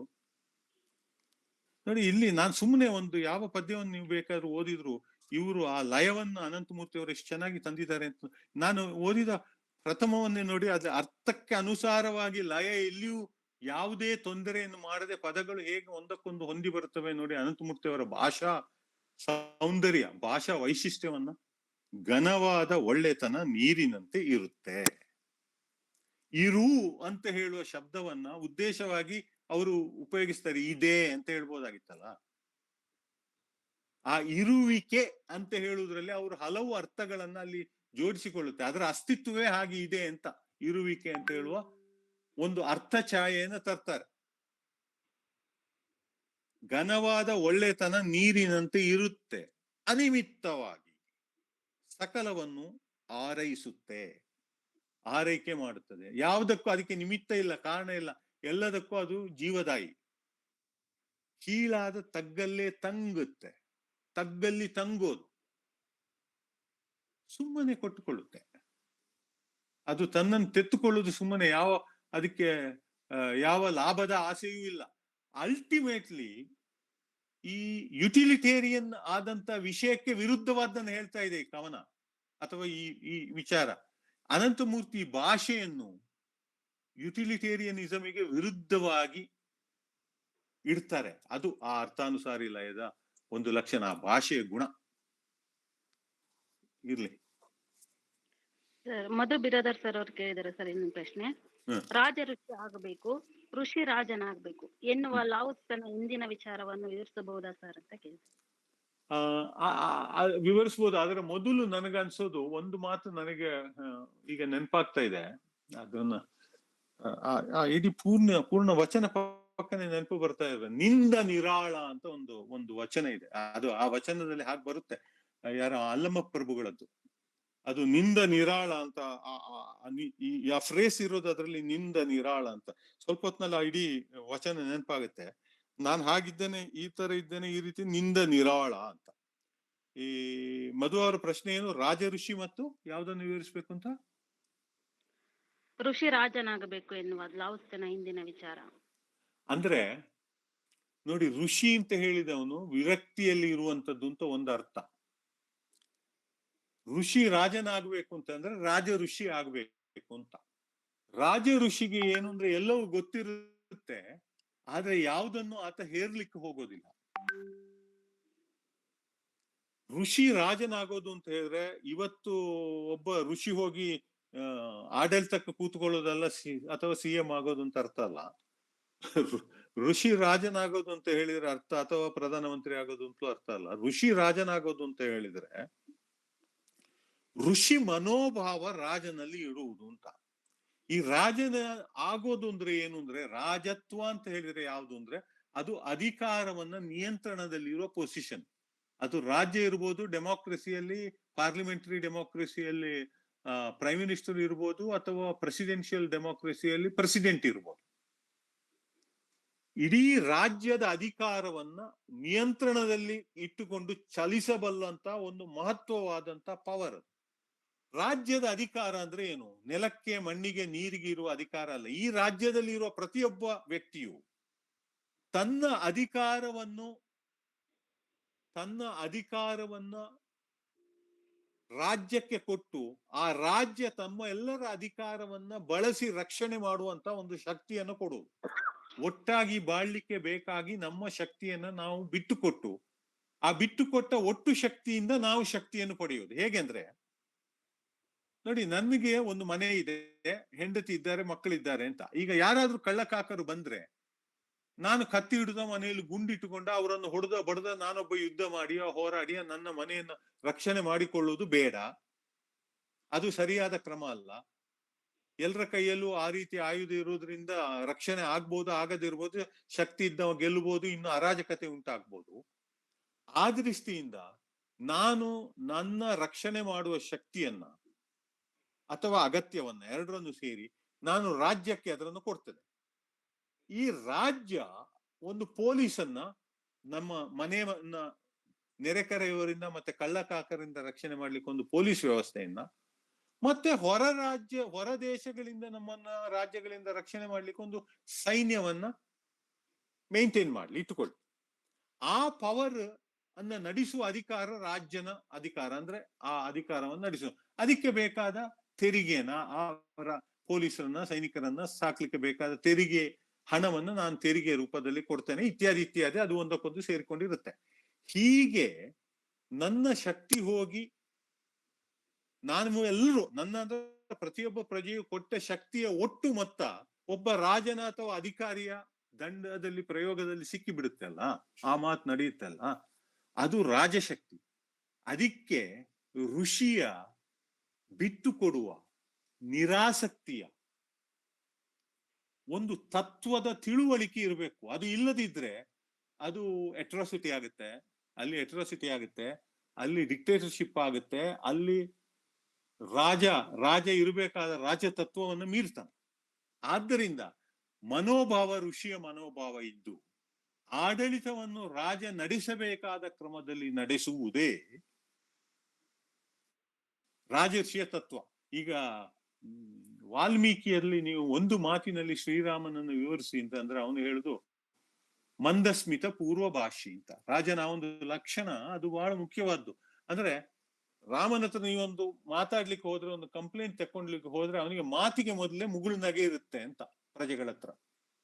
ಒಬ್ಬ ರಾಜ ಅಧಿಕಾರದಲ್ಲಿರುವ ಮುಗುಳು ನಕ್ಕು ಮಾತಾಡ್ಬಿಟ್ರೆ ನಿಮಗೆ ಅರ್ಧ ಶಕ್ತಿ ನಿಮಗೆ ಬರುತ್ತೆ ಅವನಿಗೆ ನಿಮ್ಮ ಕಂಪ್ಲೇಂಟ್ ಅನ್ನು ಹೇಳಲಿಕ್ಕೆ, ನಿಮ್ಮ ಸಮಸ್ಯೆಯನ್ನು ಹೇಳಲಿಕ್ಕೆ. ಇಲ್ಲ ಅವನು ಒಬ್ಬ ಪೊಲೀಸ್ ಏನ್ ಕಷ್ಟ ಆಯ್ತಮ್ಮ ಅಂತ ಕೇಳ್ಬಿಟ್ರೆ ಅವನು ಸಹಾಯ ಮಾಡುವ ಮನೋಭಾವವನ್ನ ತೋರಿಸಿಕೊಟ್ರೆ ಆ ಚಿಕ್ಕ ಅಧಿಕಾರ ಇರುವವನು ನಿಮಗೆ ಅವನಿಗೆ ನಿಮ್ಮ ಸಮಸ್ಯೆಯನ್ನ ಅಹವಾಲನ್ನ ಹೇಳಕ್ಕೆ ಧೈರ್ಯ ಬರ್ತೇನೆ. ಸ್ವಲ್ಪ ದಾರಿ ತಪ್ಪಿದೆ, ಎಲ್ಲಿ ಹೋಗ್ಬೇಕು ಅಂತ ಗೊತ್ತಾಗ್ತಾ ಇಲ್ಲ ಅಲ್ಲ. ಹೇಳಿದ್ ನಾನು ಈ ತರದ ಒಂದು ಮನಸ್ಥಿತಿ ಇರುತ್ತಲ್ಲ, ರಾಜ ಋಷಿ ಮತ್ತು ರಾಜತ್ವಗಳು ಒಟ್ಟಾಗುವುದು, ಋಷಿ ಮತ್ತು ರಾಜ ಒಟ್ಟಾಗುವುದು ಅಂದ್ರೆ ಅದು ಮನೋಭಾವದ ಪ್ರಶ್ನೆ. ಅವನು ಅದರನ್ನು ನಡೆಸಿಕೊಳ್ಬೇಕಾಗುವುದು ಆ ಮನೋಭಾವದ.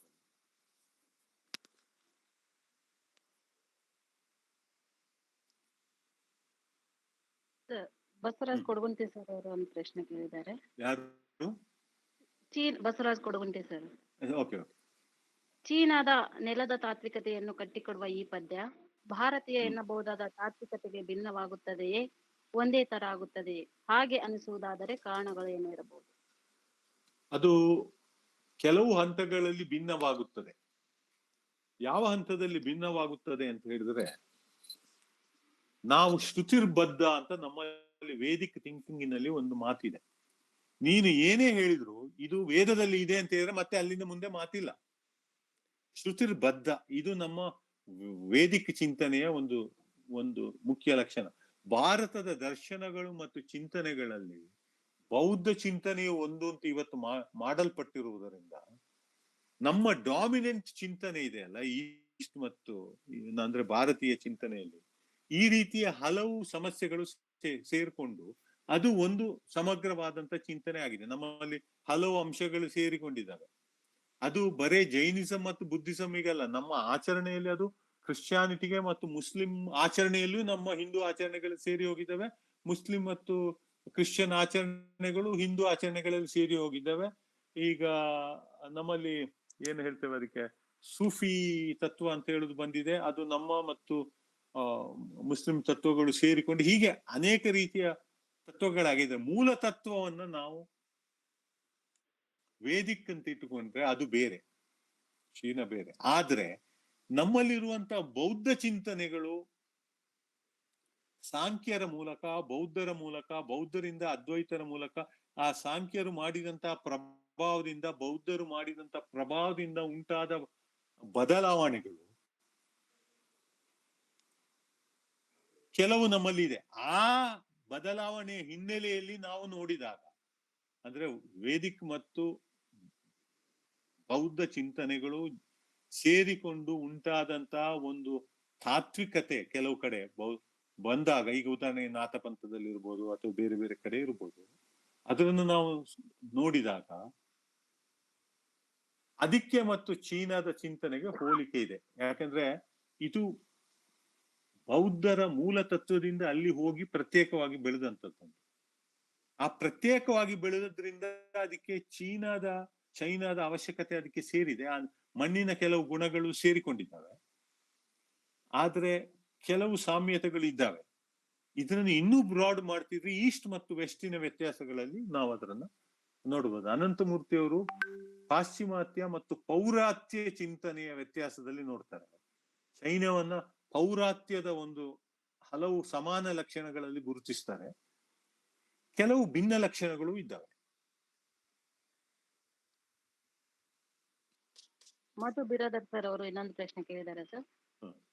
ನಾಗರಿಕತೆ ವಿಕಾಸದ ಜೊತೆಗೆ ರಾಜಪ್ರಭುತ್ವದ ಬೆಳವಣಿಗೆಯ ಕುರಿತು ಲಾವ್ ತ್ಸೆನ ಅರಿವಿನ ವಿಚಾರ ಏನಾಗಿತ್ತು ಸರ್ ಅಂತ ಕೇಳಿದ್ದಾರೆ. ಅದು ಇಸ್ ವೆರಿ ಇಂಟ್ರೆಸ್ಟಿಂಗ್ ಆದ ಒಂದು, ಅದೇ ನಾನು ಆಗ ಹೇಳಿದೆ ಅಲ್ಲ, ಅನಂತಮೂರ್ತಿ ಅವರು ಒಂದು ಕತೆ ಹೇಳ್ತಾರೆ ಅಂತ. ಈ ಉತ್ತರಕ್ಕೆ ನಾನೊಂದು ಸಣ್ಣ ಕಥೆಯನ್ನ ಓದ್ತೇನೆ. ಅದು ಅನಂತಮೂರ್ತಿ ಅವರು ಹೇಳುದು ಮನುಷ್ಯನ ಅವನತಿ ಅಂತ ಹೇಳ್ತಾರೆ. ನಾನು ಐ ಆಮ್ ಜಸ್ಟ್ ಕೋಟಿಂಗ್ ಮೇಷ್ಟ್ರು, ಆಯ್ತಾ.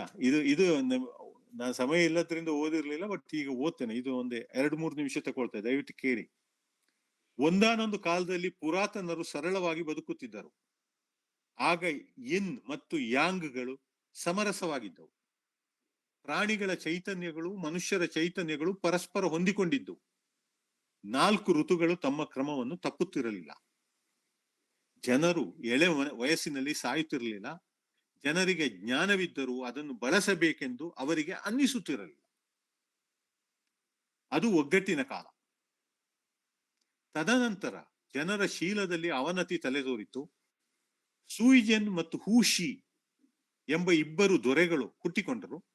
ಸೂಯಿಜೆನ್ ಮತ್ತು ಹೂಷಿ ಅವರು ಬೆಂಕಿಯ ಉಪಯೋಗವನ್ನು ಕಂಡುಕೊಂಡರು ಮತ್ತು ಪ್ರಾಣಿಗಳನ್ನು ಹೇಗೆ ಪಳಗಿಸಬೇಕೆಂಬುದನ್ನು ಕಲಿತರು.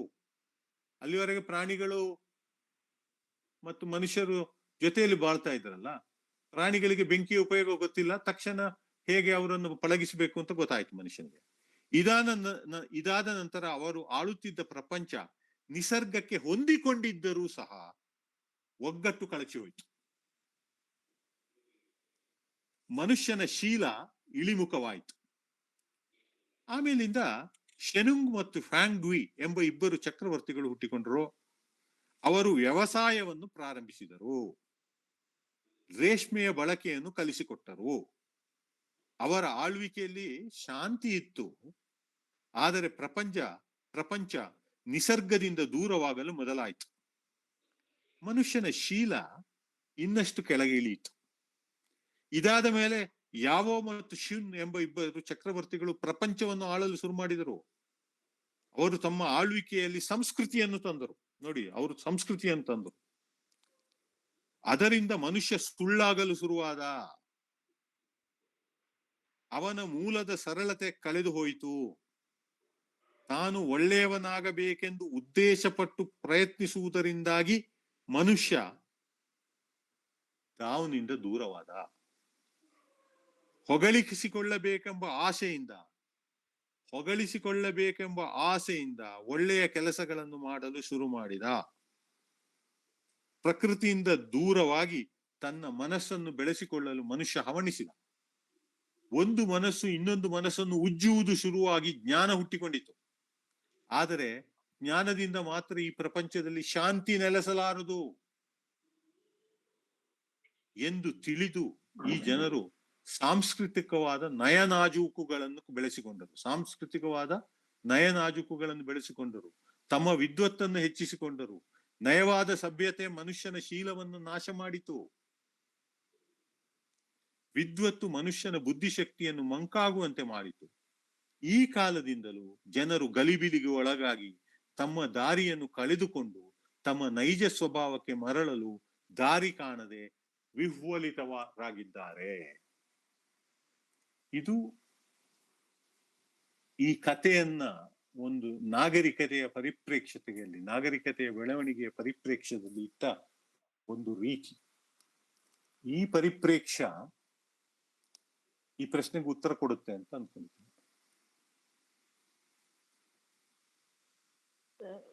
ಮಧು ಬಿರಾದರ್ ಸರ್ ಅವರು ಇನ್ನೊಂದು ಪ್ರಶ್ನೆ ಕೇಳಿದ್ದಾರೆ ಸರ್. ನಿಜವಾಗಿಯೂ ಲಾವ್ಸ್ ಮತ್ತು ಅಲ್ಲಮಪ್ರಭುವನ್ನು ತೌಲನಿತ ಅಧ್ಯಯನ ಮಾಡಲು ಸಾಧ್ಯವಿದೆಯಾ ಸರ್ ಅಂತ? ಸಾಧ್ಯವಿದೆ ಅಂತ ನನಗೆ ಅನಿಸುತ್ತೆ. ಪಕ್ಕನೆ ನಿಂದ ನಿರಾಳ ಅಂತ ಇದಾಗುವ ವಚನವೇ ನೆನಪಾಗ್ತಾ ಇಲ್ಲ ನೋಡಿ ಈಗ ಬೇಕಂದಾಗ. ಅದು ಸಾಧ್ಯ ಇದೆ ಅಂತಲೇ ನನಗೆ ಅನ್ಸುತ್ತೆ. Compare to study is possible. ಪಾಪ DR ನಾಗರಾಜು ಅವರ ಶೈವ ಪ್ರತಿಭೆಯನ್ನು ಬರೆದು ಮುಗಿಸುತ್ತರೊಳಗೆ ಅವ್ರು ತೀರಿ ಹೋದ್ರು. ಇದ್ರೆ ಏನೋ ಮಾಡ್ತಿದ್ರ ಏನೋ. ಸಮ್ ಏರಿಯಾಸ್ ಒಂದು ಗ್ರೇಟ್ ಒಂದು ಜಾತಿಯ ಅಂದ್ರೆ ಒಂದು ರೀತಿಯ ಚಿಂತನೆ, ಒಂದು ಸ್ಕೂಲ್ ಆಫ್ ಥಿಂಕಿಂಗ್ ಅಂತ ಹೇಳ್ತೇವಲ್ಲ ನಾವು, ಆ ರೀತಿ ಒಂದು ಪರಿಪ್ರೇಕ್ಷ್ಯದ ಒಂದು ಹೊಳಹಿನ ಒಂದು ಚಿಂತನೆಯ ಹೋಲಿಕೆಯನ್ನ ನಾವು ಮಾಡಬಹುದು. ಅದು ಸಾಧ್ಯ ಇದೆ ಮಾಡ್ಲಿಕ್ಕೆ. ಇಲ್ಲಿ ಆ ಹೋಲಿಕೆಯನ್ನು ಮಾಡ್ತಾ ಹೋಲಿಕೆಯ ಜೊತೆ ವ್ಯತ್ಯಾಸಗಳನ್ನು ಹೇಳುವುದು ನಮ್ಮ ಅರಿವನ್ನು ವಿಸ್ತರಿಸಿಕೊಳ್ಳುವ ಒಂದು ಕ್ರಮ ಅಲ್ವಾ. ಶೈವ ಪ್ರತಿಭೆಯ ಜೊತೆ ಹೋಲಿಕೆಯನ್ನ ಕಾಣ್ತಾ ವ್ಯತ್ಯಾಸಗಳನ್ನು ಅಲ್ಲಮ್ಮ ಪ್ರಭುಗಳ ಜೊತೆ ಹೋಲಿಕೆಯನ್ನು ಮಾಡ್ತಾ ವ್ಯತ್ಯಾಸಗಳನ್ನು ಗುರುತಿಸಿಕೊಳ್ಳುವುದು ಕೂಡ ಆ ಅಧ್ಯಯನದ ಒಂದು ಕ್ರಮ. ಇಟ್ಸ್ ಪಾಸಿಬಲ್ ಅಂತ ನನಗೆ ಅನ್ಸುತ್ತೆ. ನಾನು ಮತ್ತೆ ಇವರಿಗೆ ಆ ವಚನ ನನಗೆ ನೆನಪಾದ್ರೆ ನಾನು ಅದನ್ನ ಮಧು ಬಿರಾದರಿಗೆ ಯಾರಿಗಾರ ವಚನ ಕಳಿಸ್ತೇನೆ. ಪಕ್ಕನೆ ಯಾಕೆ ನೆನಪೇ ಬರ್ತಾ ಇಲ್ಲ. ಒಂದು ಲೈನ್ ನಿಂದ ನಿರಾಳ ಅಂತ ಹೇಳಿದ್ ಬರ್ತಾ ಇದೆ. ಯಾಕಂದ್ರೆ ಈ ನಿರಾಳ ಅಂತ ಹೇಳಿದ್ರೆ ಹೊಂದಿಕೆ ಆದ್ರಿಂದ ಅದು ನನ್ನ ತಲೆಗೆ ಬಂತು. ಆ ವಚನದ ಮೂಲವನ್ನು ಹುಡುಕಿ ನಾನು ಕಳಿಸಬಲ್ಲೆ. ಅದು ಇಲ್ದಿರೋ 10 ನಿಮಿಷಕ್ಕೆ ನೆನಪಾಗುತ್ತೆ. ಅದನ್ನ ಬೇಕಾದ್ರೆ ನೀವು ಹಂಚಿಕೊಳ್ಬಹುದು ಪಾರ್ಟಿಸಿಪೆಂಟ್ ಜೊತೆ ಅಥವಾ ಯೂಟ್ಯೂಬ್ ಅಲ್ಲಿ ಹಾಕ್ಬೋದು. ಜೆ ಶ್ರೀನಿವಾಸರಾವ್ ಸರ್ ಅವರು ಈ ರೀತಿಯಾಗಿ ಹೇಳಿದ್ದಾರೆ sir. Extremely thought provoking and extensive talk sir. Thank you so much ಅಂತ ಹೇಳಿದ್ದಾರೆ. Welcome. Thank you. H Rathod ಅವರು ಧನ್ಯವಾದಗಳು ಹೇಳಿದ್ದಾರೆ ಸರ್. ತುಂಬಾ ಅದ್ಭುತವಾದ ವಿಮರ್ಶೆ, ವಾಕ್ಚಾತುರ್ಯ, ಬೆರಗು ಮೂಡಿಸುವಂತದ್ದು. ಅಭಿನಂದನೆಗಳು ಸರ್ ಅಂತ ಹೇಳಿದ್ದಾರೆ. ಧನ್ಯವಾದಗಳು. ಪೋಯಿಟ್ರಿ ಅಲ್ಲ. ಚಾಟ್ ಬಾಕ್ಸ್ ಅಲ್ಲಿ ಪ್ರಶ್ನೆ ಮುಗೀತು. ಯಾರಾದ್ರೂ ನೇರವಾಗಿ ಅಂದ್ರೆ ನಾನು ಇಷ್ಟೇ ಹೇಳ್ಬೇಕು. ರಾಜೇಂದ್ರ ಕುಮಾರ್ ಅವ್ರದ್ದು ಪ್ರಶ್ನೆ ಇದ್ದಂಗಿದೆ ನೋಡಿ ಅನುರಾಧ ಅವರೇ. ರಾಜೇಂದ್ರ ಕುಮಾರ್ ಬುತ್ನಾಳ್ ಅವ್ರದ್ದು. ಹೌದಾ ಸರ್?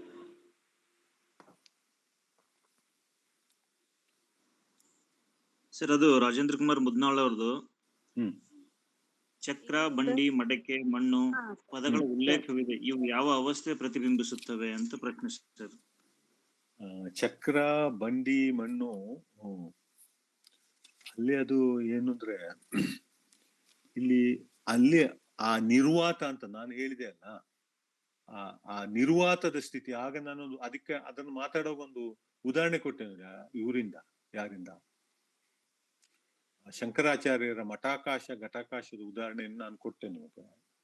ಅಂದ್ರೆ ಈ ಎಲ್ಲವೂ ಇರುವುದು ಒಂದು ಆವರಣವನ್ನ ಕಟ್ಟಿಕೊಳ್ಳೋದು. ಯಾಕೆಂದ್ರೆ ಆವರಣದ ನಡುವೆ ಒಂದು ನಿರ್ವಾತ ಇರ್ಬೇಕು. ಅಂದ್ರೆ ಒಂದು ಖಾಲಿ ಜಾಗ. ಅದನ್ನ ನಾವು ಅದನ್ನ ಆಕಾಶ ಅಂತ ಹೇಳೋದಿಲ್ಲ. ದಯವಿಟ್ಟು ನಿಮಗೆ ನಾನು ಹೇಳಿದ್ರಲ್ಲಿ ಆಕಾಶ ಅಂತ ಹೇಳುವ ಅರ್ಥ ಬಂದ್ರೆ ಅದನ್ನ ಆ ಅರ್ಥ ಅಲ್ಲ. ಆಕಾಶ ಹೌದು, ಆದ್ರೆ ಅದು ಅವಕಾಶ ಅಲ್ಲ. ಅಂದ್ರೆ ಆ ತೂತಿನ ನಡುವೆ ಇರುವಂತದ್ದು ಒಂದು ಫ್ರೀ ಮೂವ್ಮೆಂಟಿನ ಪಾಸಿಬಲ್ ಏರಿಯಾ. ಆ ಚಕ್ರದ ಸುತ್ತಲೂ ಸುತ್ತುವಾಗ ಇದರಲ್ಲಿ ಹೊರಗೊಂದು ದೊಡ್ಡ ಚಕ್ರ ಇರುತ್ತೆ, ಅದರ ನಡುವೆ ಆಕ್ಸಿಲ್ ನಲ್ಲಿ ಅದರಲ್ಲಿ ಸುತ್ತುವ ಇದರಲ್ಲಿ ಒಂದು ನಿರ್ವಾತ ಇರುತ್ತೆ. ನೀವು ಮಣ್ಣನ್ನು ಉರುಟಾಗಿ ಮಾಡಿದಾಗ ಅಥವಾ ಯಾವ ಆಕೃತಿಯಲ್ಲಿ ಮಡಕೆಗೆ ಒಂದು ಆವರಣ ಕಳೆದಾಗ ಅದರ ನಡುವೆ ಒಂದು ಖಾಲಿ ಇರುತ್ತೆ. ಹಾಗೆ ಇಟ್ಟಿಗೆಯಿಂದ ನೀವು ಮನೆ ಕಟ್ಟಿಕೊಂಡಾಗ ಕೂಡ ಒಳಗೆ ಒಂದು ತೆರವು ಇರುತ್ತೆ. ನೋಡಿ ಮೇಷ್ಟ್ರು ಎಷ್ಟು ಸೂಕ್ಷ್ಮವಾಗಿ ಪದಗಳನ್ನು ಬಳಸಿದ್ದಾರೆ ನೋಡಿ. ಫಸ್ಟಿಗೆ ಒಂದು ತೂತು ಅಂತ ಹೇಳಿದ್ರಿ, ಆ ತೂತಿನ ಒಳಗಿರುವುದು ಖಾಲಿಯೇ. ಆಮೇಲೆ ಆ ಮಡಕೆ ಮಾಡುವಾಗ ಒಳಗಿನ ಖಾಲಿ ತುಂಬಿಸಿಕೊಳ್ಳೋದು ಯಾಕೆ? ಅಲ್ಲಿ ಆ ತೂತಿನಿಂದ ಅಲ್ಲಿ ತುಂಬಿಸಿಕೊಳ್ಳೋದು ಖಾಲಿಯನ್ನ ಇನ್ನೂ ಸ್ವಲ್ಪ ದೊಡ್ಡದದು. ಇದು ಪ್ರತಿಯೊಂದು ಒಂದೊಂದು ಬೇರೆ ಉದಾಹರಣೆಯಿಂದ ಹೇಳ್ತದೆ. ಈ ಚಕ್ರದ ಉದಾಹರಣೆಯಲ್ಲಿ ಅದಕ್ಕೆ ಚಲನೆ ಇದೆ. ಒಂದು ಚಲನೆ, ಆ ಚಕ್ರದ ಇಡೀ ಮುಂದುವರಿಕೆಯ ಒಂದು ಚಲನೆ ಇದೆ, ಮತ್ತು ಅದು ಇದ್ದಲ್ಲೇ ತಿರುಗುವ ಚಲನೆಯೂ ಇದೆ. ಇದ್ದಲ್ಲೇ ಆ ಆಕ್ಸಿಸ್ ತಿರುಗುತ್ತಾ ಇದೆ, ಬಟ್ ಹೊರಗಿನ ಚಕ್ರದಿಂದಾಗಿ ಆ ಹಳಿಯಿಂದಾಗಿ ಇದು ಮುಂದಕ್ಕೂ ಹೋಗುತ್ತೆ. ಒಂದು ಕ್ರಿಯೆ ನಡೀತಾ ಇದೆ, ಆದ್ರೆ ಇರುವಲ್ಲೇ ಇರುತ್ತೆ. ಅದು ಆ ಉದಾಹರಣೆಯ ಒಂದು ಆ ದಾವನನ್ನು ನಾವು ಮನಸ್ಸಿಗೆ ತಗೊಳ್ಬೇಕಾದ ಕ್ರಮ, ಅಂದ್ರೆ ಆ ಮನಸ್ಥಿತಿಯ ಕ್ರಮ. ಇರುವಲ್ಲೇ ಇದ್ದು ಇರಬೇಕು, ಇರದಂತಿರಬೇಕು ಅಂತ ಹೇಳ್ತಾನಲ್ಲ, ಆತರ ಇರುವ ಮತ್ತು ಇರದಂತಿರುವ ಆ ಸ್ಥಿತಿ. ಅದು ಮಣ್ಣನ್ನು ತುಳಿದು ಎಲ್ಲ ಕ್ರಿಯೆ ನಡೀತಾ ಇರುತ್ತೆ, ಆದ್ರೆ ಬರೋದು ಆ ಖಾಲಿ, ಆ ಮಣ್ಣಿನ ಒಳಗೆ ಇರುವಂತ ಖಾಲಿ ಅಂಶ. ಇಟ್ಟಿಗೆಯಿಂದ ಒಂದು ಗೋಡೆ ಮನೆ ಕಟ್ಟುತ್ತೇವೆ, ಮಾಡನ್ನು ಮಾಡ್ತೇವೆ, ಆದ್ರೆ ಅದರ ಒಳಗೆ ಇರುವುದೊಂದು ತೆರವು ನೋಡಿ. ಖಾಲಿ, ತೆರವು, ತೂತು, ಇರೋದನ್ನ ದುಡಿಸಿಕೊಳ್ಳೋದು, ಇರದ್ದು ಒದಗೋದು ಅಂತ ಹೇಳ್ತಾರೆ. ನಮ್ಮ ಸುತ್ತಲೂ ಈ ಇರುವುದನ್ನೆಲ್ಲ ದುಡಿಸಿಕೊಳ್ಳೋದ್ರಿಂದ ಒದಗಿ ಬರುವುದು ಇಲ್ಲದೆ ಇರೋದು ಅಂತ. ಒಬ್ಬ ಮನುಷ್ಯ ಆದ್ರೆ ನೀವು ಹೇಗೆ ಬೇಕಾದ್ರೂ ನೀತಿ ಪಾಠದಲ್ಲಿ ಉಪಯೋಗಿಸ್ಕೊಳ್ಬಹುದು. ನಿಮಗೆ ಒದಗೋದು ದಾವು ಅಂತ ಅವ ಹೇಳ್ತಾನೆ. ದಾವು ಅಂದ್ರೆ ಏನು? ದಾವು ಅಂದ್ರೆ ದೇವ್ರ ಅಲ್ಲ. ದಾವು ಅಂದ್ರೆ ನೆಮ್ಮದಿ ಅಂತ ಒಬ್ಬ ಹೇಳ್ಬೋದು. ಇಡೀ ರಾಜ ವ್ಯವಸ್ಥೆ ನಡೆಯುವ ಕ್ರಮ ಅಂತ ಹೇಳ್ಬೋದು ಇದನ್ನು ಕೇಳಿದಂತ ರಾಜ. ಆ ಚಿಂತನೆಗೆ ಅದು ಒದಗಿ ಬರುತ್ತದೆ. ಅಂದ್ರೆ ನೀವುಗೆ ಜನ್ ಚಿಂತನೆಯನ್ನ ಯೋಚನೆ ಮಾಡಿದ್ರೆ ಅದು ಗೊತ್ತಾಗುತ್ತೆ. ಈಗ ಒಬ್ಬ ಜನ್ ಗುರು ಹತ್ರ ಕೇಳಿದಂತೆ ಒಬ್ಬ ಶಿಷ್ಯ ಅವನನ್ನು ಬಹಳ ಪೀಡಿಸ್ತಾ ಇದ್ದ. ನನಗೆ ಏನಾದ್ರೂ ಹೇಳ್ಕೊಡು ಅಂತ.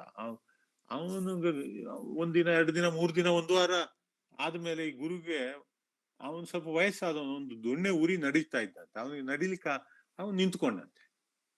ನಿಂತ್ಕೊಂಡು ಅವನು ಹೇಳ್ದಂತೆ, ನೋಡಪ್ಪ ನಿನಗೆ ನಾನೊಂದು ಪ್ರಶ್ನೆ ಕೇಳ್ತೇನೆ. ಇದು ಜನ್ನಿಂದು, ಇದರ ಮೂಲ ಇರೋದು ಜಪಾನ್ ನಲ್ಲಿ, ನಿಮ್ಗೆ ಗೊತ್ತಿದೆ. ಬಟ್ ಇಲ್ಲಿಂದಲೇ ಎಲ್ಲ ಅದು ಮುಂದುವರೆದಿದ್ದು ಜಪಾನಿಗೆ. ಈ ಪ್ರಶ್ನೆಗೆ ನೀನು ಉತ್ತರವನ್ನು ಕಂಡುಕೊಂಡ್ರೆ ಸರಿಯಾಗಿ ನಿನಗೆ ಜ್ಞಾನ ಸಿಗುತ್ತೆ ಅಂತ ಹೇಳ್ತಾನೆ. ಆ ಜನ್ ಗುರು ಏನ್ ಹೇಳ್ತಾನೆ ಅಂದ್ರೆ, ಅವನು ಹೀಗೆ ಊರ್ಕೊಂಡು ನಡೀತಾ ಇದ್ದಂತ ಒಂದು ದೊಣ್ಣೆ ಇತ್ತಲ್ಲ ಅವನ ಕೈಯಲ್ಲಿ, ಆ ದೊಣ್ಣೆನ ಹಿಂಗೆ ಎತ್ತಿ ಹಿಡಿತಾನಂತೆ. ಹೀಗೆ ಅವನು ಎತ್ತಿ ಹಿಡಿದು ಹೀಗೆ ಹೇಳ್ತಾನೆ, ನೋಡಪ್ಪ ಈ ದೊಣ್ಣೆ ಇದೆ ಅಲ್ಲ, ಈ ದೊಣ್ಣೆ ಏನು? ಈಗ ನೀನು ಇದನ್ನು ದೊಣ್ಣೆ ಅಂತ ಹೇಳಿದ್ರೆ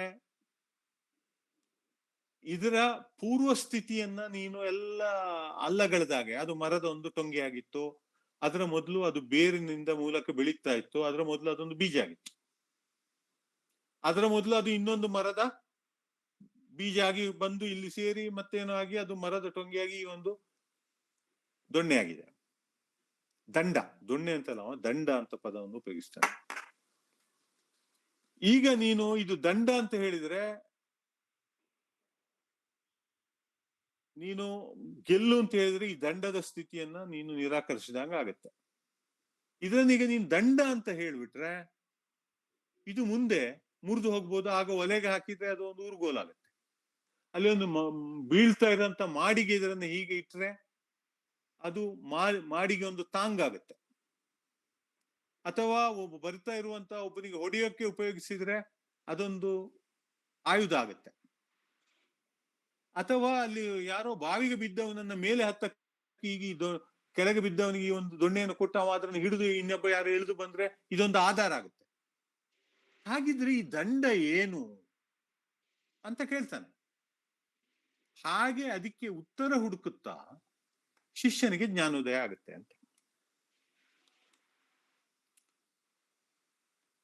ಅಂದ್ರೆ ನೀವು ಇಲ್ಲಿ ಏನನ್ನು ತಿಳ್ಕೊಳ್ಬೇಕು ಅಂದ್ರೆ, ಅನಂತಮೂರ್ತಿ ಅವರು ಪ್ರಸ್ತಾವನೆಯಲ್ಲಿ ಒಂದು ಮಾತು ಹೇಳ್ತಾರೆ. ಎಸ್ ಮಂಜುನಾಥ ಇದ್ರನ್ನ ಕಾವ್ಯ ಅಂತ ಒಂದು ಇದ್ರನ್ನ ಮಾಡ್ದ ಅನುವಾದ. ನನಗೆ ಕೇವಲ ಕಾವ್ಯ ಅಂತ ಹೇಳುದು ಸಾಲದು ಅಂತ ಅನ್ಸ್ಬಿಡ್ತು. ಇನ್ನೇನೋ ಇದೆ ಇದರಲ್ಲಿ, ಕಾವ್ಯದ ಆಚೆಗಿಂದ ಏನೋ ಒಂದಿದೆ. ಅದಕ್ಕೆ ಒಂದು ಧರ್ಮದ ಆಶ್ರಯ ಇದೆ, ಅದು ಆ ಮರದ ಕಥೆಯಲ್ಲಿ ಬರುತ್ತೆ. ಅದು ನೀವು ಇನ್ನೊಮ್ಮೆ ಓದ್ಕೋಬಹುದು ಅದನ್ನ.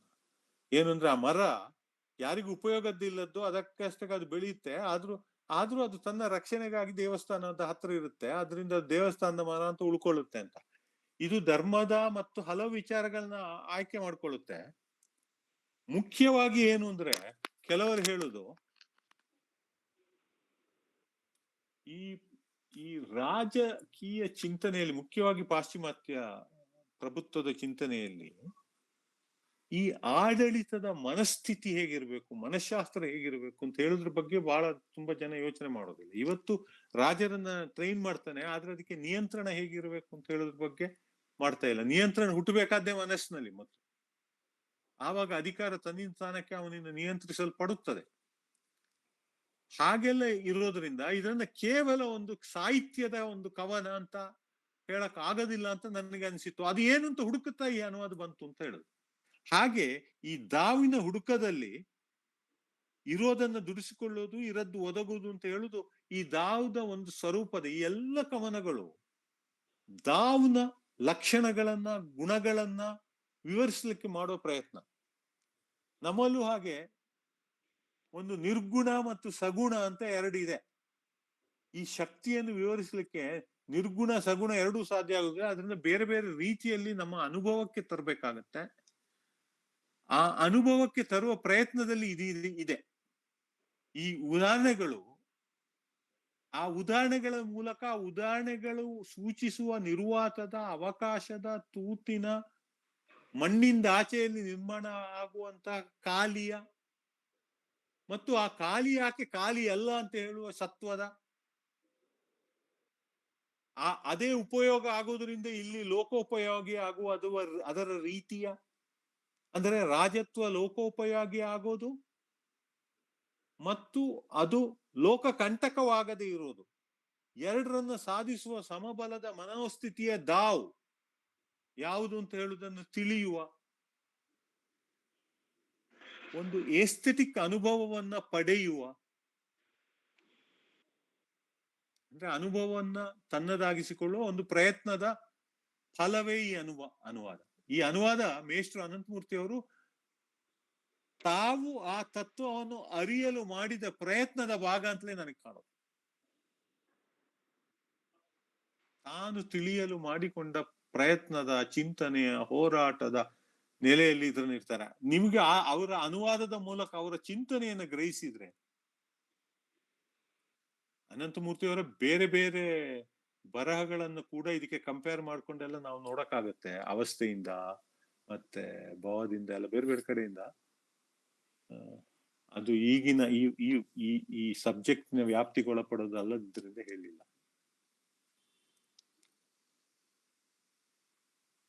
ನನಗೆ ತಿಳಿದ ಉತ್ತರ ಅದು. ಪರವಾಗಿಲ್ಲ, ನಾನು ಇಷ್ಟು ಜಾಸ್ತಿ ಮಾತಾಡಿದ್ರೆ ಸಾಕಷ್ಟು ಪ್ರಶ್ನೆ ಕೇಳಿದ್ರಲ್ಲ ಇವತ್ತಲ್ಲಿ. ಇನ್ನಾರದ್ದು ಯಾರಾದ್ರೂ ನೇರವಾಗಿ ಪ್ರಶ್ನೆ ಕೇಳೋರಿದ್ರೆ ಕೇಳಬಹುದು.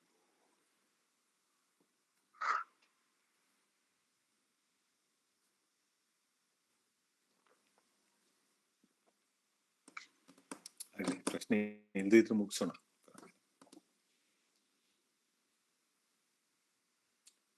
ಸಂತೋಷಪ್ಪ, ಇಷ್ಟೊತ್ತೆಲ್ಲ ಕೂತ್ಕೊಂಡು ಕೇಳಿದ್ರಲ್ಲ ಈ ಸಂಜೆ. ಅದು ಕ್ರಿಕೆಟ್ ಮ್ಯಾಚ್ ಬಿಟ್ಟು ಪ್ರಶ್ನೆ ಇಲ್ಲಂದ್ರೆ ಮುಗಿಸ್ಬಿಡಿ. ಸರಿ ಸರ್. ಇಷ್ಟೊತ್ತು ಮಾತನಾಡಿರ್ತಕ್ಕಂಥ ವಿಜಯಶಂಕರ್ ಸರ್ ಅವರಿಗೂ ಹಾಗೂ ಎಲ್ಲ ಕೇಳುಗರಿಗೂ ಕೂಡ ಈ ಕಾರ್ಯಕ್ರಮದ ಪರವಾಗಿ ತುಂಬು ಹೃದಯದ ಧನ್ಯವಾದಗಳನ್ನು ಸಲ್ಲಿಸುತ್ತೇನೆ. Thank you sir.